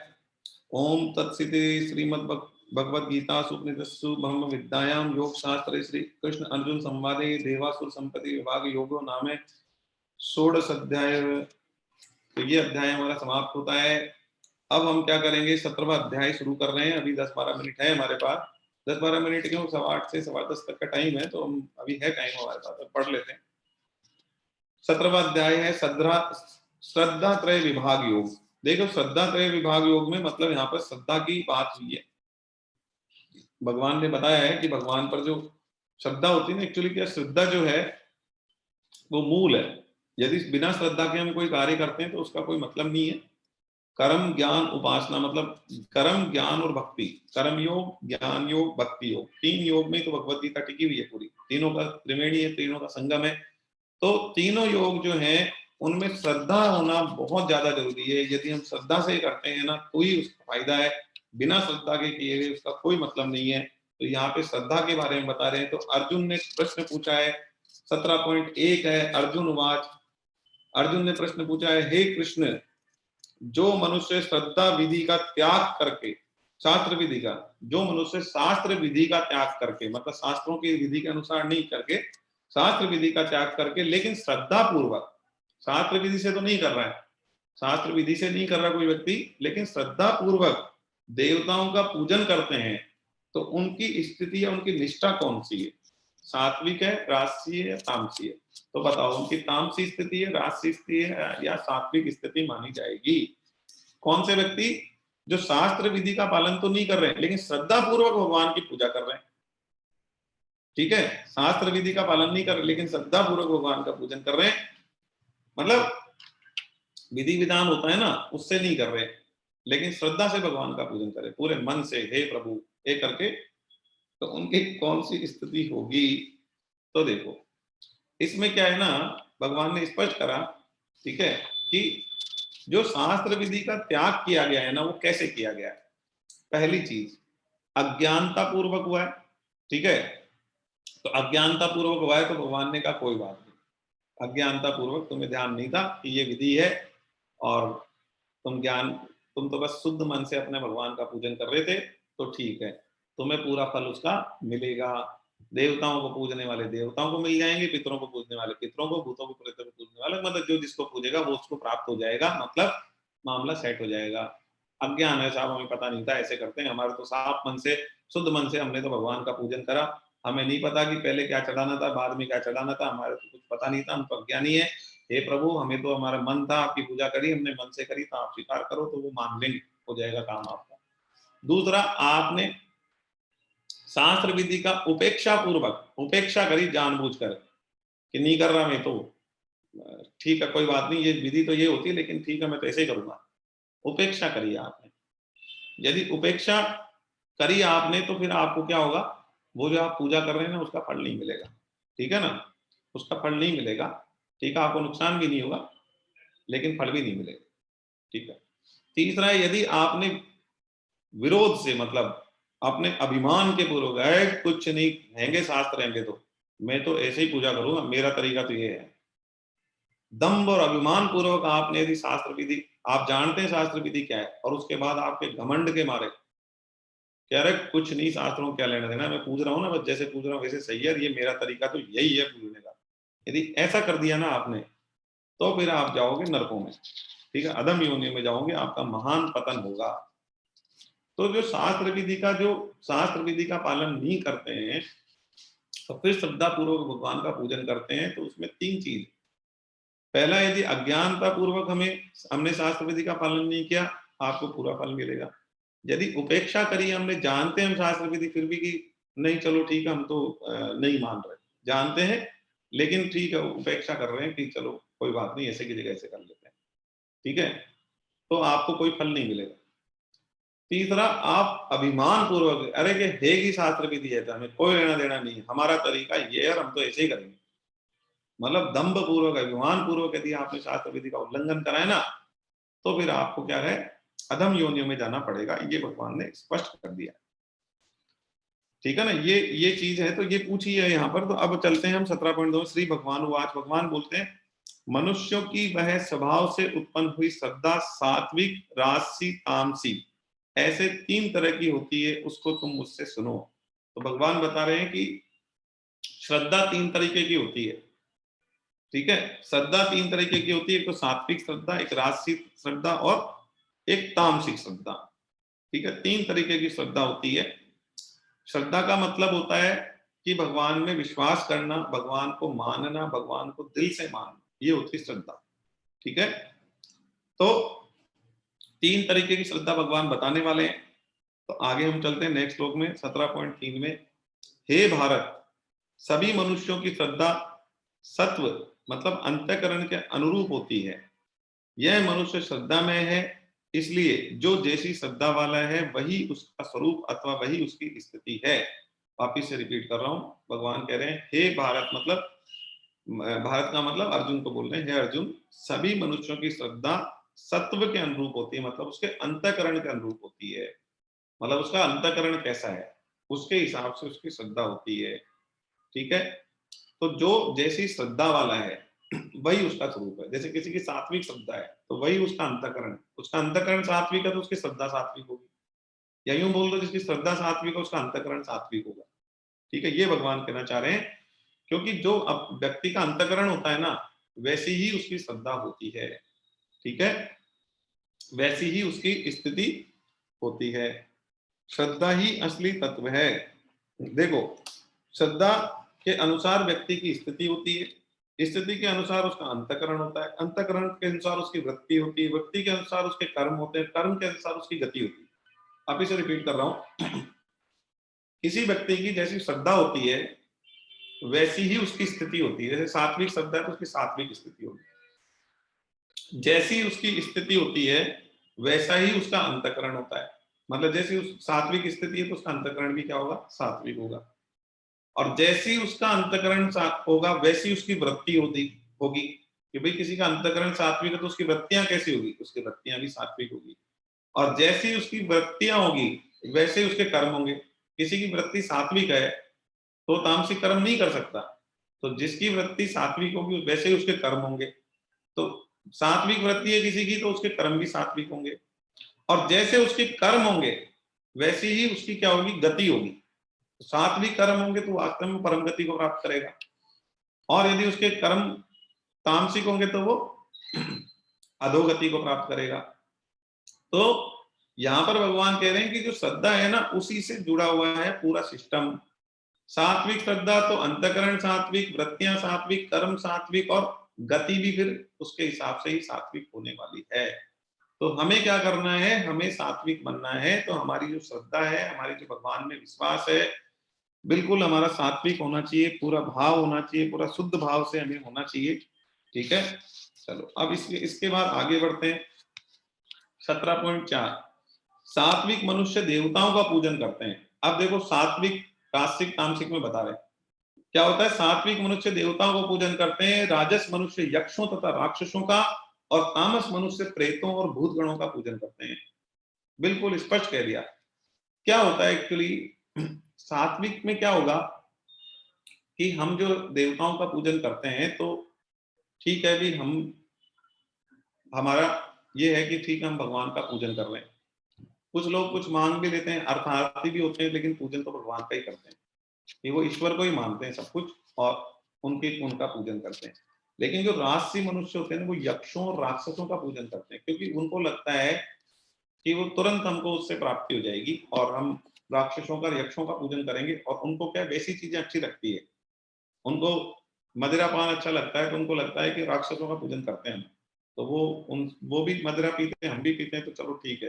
तो उनको सूट ही वही चीज करती है कि वहां चीजें भी ऐसी चढ़ाई जाती है। ठीक है, जैसे वहां बलि लगेगी, बकरे की बलि लग रही है, वहां खून बह रहा है, तो उनको वैसी चीजों में मजा आता है। ठीक है ना। अच्छा, और जो तामसी मनुष्य होते हैं वो प्रेतों और भूतों का पूजन करते हैं। अब वो जो तांत्रिक और अघोरी और ये जो शमशान में जो बैठते हैं, ये भूतों का और प्रेतों का पूजन करते हैं, इनका वही पूजन है। तो वो तामसिक होते हैं, क्योंकि उन्हें क्या है, पावर चाहिए होती है, और उन्हें मतलब शक्तियां चाहिए और ऐसी चीजें चाहिए ताम, और उसका दुरुपयोग करते हैं। उसका सदुपयोग करते हुए नहीं देखा होगा आपने। आपने कभी भी तांत्रिक को कभी सदुपयोग करते हुए नहीं देखा होगा, क्योंकि वो तामसी शक्तियां प्राप्त करते हैं और उससे फिर गलत ही कार्य करते हैं वो लोग। ठीक है, शक्तियां प्राप्त करने का रास्ता ऐसा तो नहीं है ना भगवान में शक्तियां नहीं है, लेकिन वो उधर से प्राप्त करते हैं। तो ये बताया यहाँ पे कि आपकी श्रद्धा सात्विक है या नहीं है, वो दिखेगी कैसे कि यहाँ पर सात्विक मनुष्य तो देवताओं का पूजन करते हैं, राजस मनुष्य यक्षों और राक्षसों का करते हैं, और तामस जो होते हैं वो प्रेतों और भूतों का करते हैं। ठीक है, देखो एक बहुत बढ़िया चीज आ रही है, पंचायतन पूजा। पंचायतन पूजा क्या, 5 कोटि के देव जो है ना वो ईश्वर माना गया उनको। बहुत बहुत इंपॉर्टेंट चीज है, आप समझ लें। विष्णु भगवान, मतलब विष्णु भगवान में राम जी, कृष्ण जी, वो विष्णु भगवान की चेन है, आपको पता होगा, विष्णु भगवान के अवतार है। ठीक है, विष्णु भगवान, शंकर भगवान। ठीक है, शंकर भगवान का मतलब समझ जाओ, शंकर शंकर भगवान के जो भी, जैसे हनुमान जी उनके अवतार हुए हैं, तो वो शंकर भगवान वाली चेन। गणेश जी, ठीक है, गणेश जी। शक्ति का मतलब दुर्गा देवी, दुर्गा माता, पार्वती माता, ये शक्तियां हैं। ठीक है, और सूर्य भगवान, और सूर्य भगवान, ये 5 जो है ना, ये ईश्वर कोटि के देव है, मतलब ये ईश्वर है। ठीक है, और ये पांचों जो है ना समान है, इनमें कोई छोटा बड़ा मानने की कतई आवश्यकता नहीं है। ठीक है, ईश्वर वाचक है। अब क्या होता है, सनातन धर्म लोगों की अलग अलग रुचि, स्वभाव और सामर्थ्य को देखते हुए पंचायतन पूजा का विधान करता है। मतलब लोगों की सामर्थ्य अलग होती है, लोगों का स्वभाव अलग होता है, रुचि अलग होती है। तो जैसा जैसे अलग अलग तरीके का मन होता है ना, जैसे 5 तरीके की मिठाई है, तो किसी को तो रसगुल्ला अच्छा लगेगा, तो किसी को गुलाब जामुन अच्छा लगेगा, तो किसी को रसमलाई अच्छी लगेगी, तो किसी को क्या अच्छा लगेगा। तो वो है तो पांचों मिठाइयां ही, लेकिन अब टेस्ट तो सबका अलग अलग है, उसका क्या कर सकते हैं। कोई कहेगा साहब मैं तो है ना, जो मेरे को तो गुलाब जामुन खाना है, मेरे को तो बाकी 4 में इतना इंटरेस्ट नहीं। ठीक है, अच्छी है, मिठाइयां तो है, लेकिन मेरे को तो गुलाब जामुन से बढ़िया कुछ नहीं लगता। तो वो इस तरीके से 5 भगवान ने ये 5 विशेष ईश्वर बनाए, तो वो आपकी रुचि, स्वभाव, सामर्थ्य को देखते हुए उसमें पूजा का विधान भी बनाया है उसका। ठीक है, अब देखो इन पांचों में क्या होता है, जो पांचों का अलग अलग वो है। तो जो विष्णु भगवान को मानते हैं उनको वैष्णव कहते हैं, जो शंकर भगवान को पूजते हैं उनको शैव कहते हैं, जो गणपति भगवान को पूजते हैं, जैसे मुंबई वगैरह में सब तरफ गणपति भगवान की पूजा होती है, उनको गणपत्य कहते हैं। और जो शक्ति को पूजते हैं, जैसे कलकत्ता में काली माता की पूजा होती है, तो उनको शाक्त कहते हैं। और जो सूर्य भगवान के पूजन करते हैं उनको सौर कहते हैं। ठीक है, तो ये नाम है, वैष्णव, शैव, गणपत्य, शाक्त और सौर, ये पांचों का नाम रखा जाता है। जो जिसका पूजन करते हैं उसके अनुसार उनका नाम हो जाता है। ये इनमें से कोई छोटा बड़ा नहीं है। अब क्या होता है, एक आपको इष्ट बनाने होते हैं कि भाई ये हमारे इष्ट हैं। जैसे हमने कृष्ण को इष्ट, जैसे मैंने कृष्ण भगवान को इष्ट बना लिया, तो मैं कृष्ण भगवान को ही पूजूंगा सबसे ज्यादा। बाकी ऐसा नहीं है कि वो 4 कम है, कम कोई नहीं है, सब बराबर। लेकिन कृष्ण भगवान मेरे इष्ट हैं, तो उनको क्या होता है, ईश्वर माना जाएगा, मैं उनको ईश्वर मानूंगा, और बाकी सबको क्या होगा, उनके नीचे। जैसे एक जना जिसको आप इष्ट बनाओगे ना, वो ऊपर आ जाएगा। 5 में से जिनको आप इष्ट बनाओगे ना, वो सर्वोपरि हो जाएगा आपके लिए, और बाकी को आप चारों को मानोगे। ठीक है, हाथ भी जोड़ोगे, सब ठीक है। अपमान तो किसी का करने की सपने में नहीं सोचना, निंदा तो सोच ही नहीं जा सकती। लेकिन बस उन सबको आपको प्रणाम करेंगे। ठीक है साहब, आपकी कृपा रहे हम पे। लेकिन आप दिन रात भजन किसका करेंगे, ध्यान किसका करेंगे, जाप किसका करेंगे, आपके हृदय में कौन प्रकट होंगे, कौन सी मूर्त आपके, तो कृष्ण भगवान का भी कोई विशेष विग्रह या कोई मूर्त जो आपके अंदर बसी होगी ना, उसका आप दिन रात दर्शन करेंगे, वो इष्ट होंगे आपके। तो ये सिस्टम हमको फॉलो करना चाहिए, यही मतलब सर्वोत्तम सिस्टम ये, ठीक है ना। तो पांचों में से एक को अपना इष्ट बनाएं और उनकी पूजा में लग जाएं, उनकी ध्यान आराधना में लग जाएं। ये पंचायतन है और ये ईश्वर कोटि के देव हैं ये पांचों, ठीक है। चलो अब आगे बढ़ते हैं हम लोग। तो हमने ये देखा कि भाई कौन किसकी पूजा करता है, यहाँ पे बता दिया है। 17.5 और 17.6, 17.5 और 6 नेक्स्ट पेज में है 296। 17.5 और 17.6, तो यहाँ पे लिखा है, ये दोनों श्लोक एक साथ हैं। जो मनुष्य शास्त्र विधि से रहित घोर तप करते हैं, मतलब शास्त्र विधि के अनुसार नहीं करते, घोर तप करते हैं। घोर तप का मतलब आप जानते हैं कैसे होते हैं वो मतलब ऐसे होते हैं कि मतलब अपने शरीर को कष्ट देते हैं, बहुत ज्यादा भूखे रहते हैं, कांटों पर सोते हैं, एक पैर पे खड़े रहते हैं, मतलब वो नहीं होता क्या, हट हट योग। शास्त्र विधि से रहित होते हैं और घोर तप करते हैं। जो दंभ और अहंकार से युक्त हैं, वो दंभ होता है उनमें कि मैं तो कांटों पे सोऊंगा, मैं ये करूंगा वो करूंगा, दंभ और अभिमान अहंकार से युक्त हो। जो भोग पदार्थ आसक्ति और हट से युक्त है, और हट योग होता है, हट योगी तो है ये, कांटों पे सोना हट योगी तो है, और क्या है, ठीक है, एक पांव पे खड़ा रहना, ये सब हट योग की श्रेणी में आते हैं।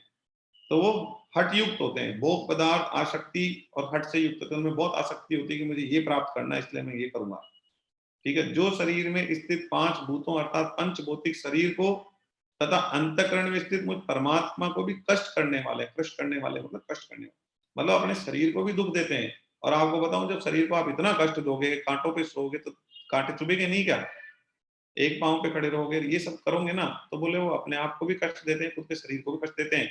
और उनके अंतःकरण में तो मैं ही बैठा हूं ना, सबके अंतःकरण में तो मैं बैठा हूं ना, सबके शरीर में तो मैं बैठा हूं, सबके हृदय में तो मैं बैठा हूं ना, तो मेरे को भी कष्ट देते हैं, बहुत कष्ट देते हैं वो। तो उन अज्ञानियों को तू आसुर निष्ठा वाले समझ, वो आसुरी निष्ठा वाले हैं, उनको भगवान ने कह दिया कि भैया वो सब कर रहे हैं लेकिन वो है आसुरी। तो इसका मतलब भगवान भगवत गीता में स्पष्ट कह रहे हैं कि ऐसे चक्कर में नहीं पड़ना, ऐसे चक्कर में नहीं पड़ना है, ऐसे हट नहीं करना, इस तरीके के काम करना गलत है। उससे वो अपने शरीर को, अरे खुद के शरीर को भी कष्ट देना गलत होता है, क्योंकि खुद के शरीर को आप कष्ट दे रहे हो ना, तो फिर आप जो आपके अंतःकरण में आपके हृदय में भगवान बैठा है ना, उसको भी आप कष्ट दे रहे हो। ये तो ईश्वर ने स्पष्ट ही कह दिया। अब यहाँ पे भगवान बोल रहे हैं तो अब उसके आगे तो कुछ होता नहीं है ना, कृष्ण भगवान खुद बोल रहे हैं तो उनके आगे तो कुछ है नहीं ना। तो भगवान ने भी बिल्कुल साफ कह दिया, क्या कह दिया कि भाई ऐसा मत करना, ये क्या है, आसुरी निष्ठा है, आसुरी स्थिति है, ये आसुरी संपत्ति माना जाएगा इसको, तो हमको ऐसा नहीं करना है, ठीक है। वो क्या है, मान बढ़ाई कि देखो ये तो कांटों पे सो गया था, ओहो देखो ये तो एक पांव पे खड़ा है 5 दिन से, देखो इसने तो ऐसा कर दिया। तो वो उस चक्कर में करते हैं वो, ये तो देखो 4 दिन से भूखा है, तो वो करते हैं ना, वो मान बढ़ाई दंभ अहंकार के चक्कर में करते हैं, इसलिए आसुरी बोला है भगवान ने। क्योंकि अरे भगवत प्राप्ति तो वैसे हो जाएगी, भगवत प्राप्ति के लिए चीजों की जरूरत है क्या, भगवान ने लिखा है कि कहीं शास्त्रों में कि जो 5 दिन भूखा रहेगा उसको मिलूंगा मैं, ऐसा तो कहीं नहीं लिखा। एक टांग पकड़ा रहेगा उसको मिलूंगा, जो कांटों पे सोएगा उसको, ऐसा तो कहीं नहीं कहा। भगवान ने तो इतनी बार आ गया कि जो मुझको मन से ध्यान करेगा, मेरा पूजन करेगा, मेरा भजन करेगा, मेरा जाप करेगा, बस मैं तो उसको मिल जाऊंगा, और मेरा मिलना तो बहुत सहज है। तो भगवान जब ये कह रहे हैं भगवत गीता में, तो ये सब चीज की जरूरत क्या है, इसका मतलब ये सब क्यों कर रहा है आदमी, अपने अहंकार का पोषण करने के लिए, मान बढ़ाई करने के लिए, कि मेरे को मान बढ़ाई मिले, इसलिए कर रहा है वो, तो आसुरी तो हुआ। तो भगवान ने स्पष्ट कर दिया कि ये आसुरी है, ऐसा नहीं करना है आपको, बिल्कुल नहीं करना। चलिए, तो ये 17.6 तक हमने कर लिया है, और 17वें अध्याय में जो है ज्यादा श्लोक नहीं है, छोटा सा ही है 17वां अध्याय, तो कल हम इसको कंप्लीट कर देंगे। 17.28 तक है, 6 तक हम कर लिया, 20-22 श्लोक आराम से कल कंप्लीट हो जाएंगे। कल हमारा 18वां अध्याय शुरू भी हो जाएगा। कल की क्लास वही 8:15 बजे रहेगी, ठीक है। कल 8:15 से 10:15 की हम क्लास रखेंगे, और कल 17वां कंप्लीट करके 18वां शुरू कर देंगे। फिर हमारा अंतिम अध्याय 18वां है। 18वां अध्याय जो है उसकी क्लास अगले सैटरडे और संडे को होगी, अगले सैटरडे और संडे को 18वां अध्याय कंप्लीट हो जाएगा, ठीक है।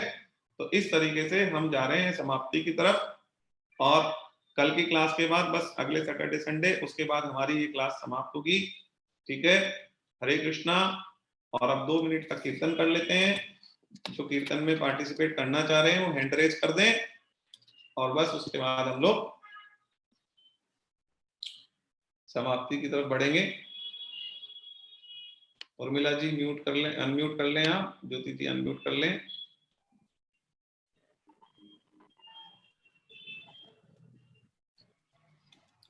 राधे गोविंदा भजो राधे, भजो राधे गोविंदा, राधे गोविंद भजो राधे,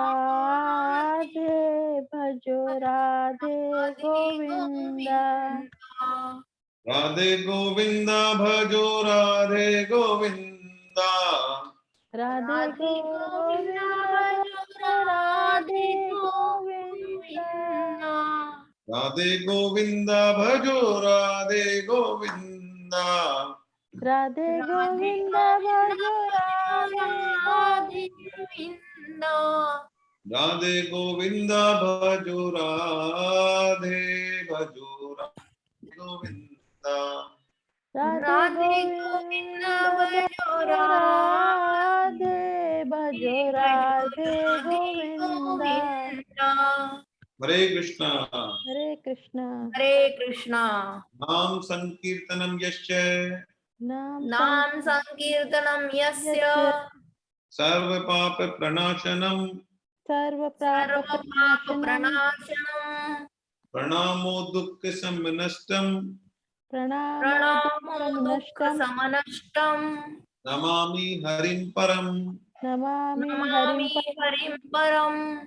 बोलो बाके बिहारी लाल की जय जय बोलो वृंदावन बिहारी लाल की जय जय बोलो मीरा के गिरधर नागर की जय जय बोलो सूर के घनश्याम की जय जय बोलो ब्रजमानुसुता राधा रानी की जय जय बोलो मर्यादा पुरुषोत्तम भगवान श्री राम की जय जय बोलो जनक नंदनी सीता मैया की जय जय बोलो चैतन्य महाप्रभु की जय जय बोलो साधक संजीवनी की जय जय बोलो सब भक्तों की जय जय बोलो सब संतों की जय जय बोलो अनंत कोटि वैष्णव वृंद की जय जय बोलो आज के आनंद की जय जय हरि बोल हरि शरणम हरि शरणम हरि हरि शरणम शरणम हरि शरणम हरि शरणम।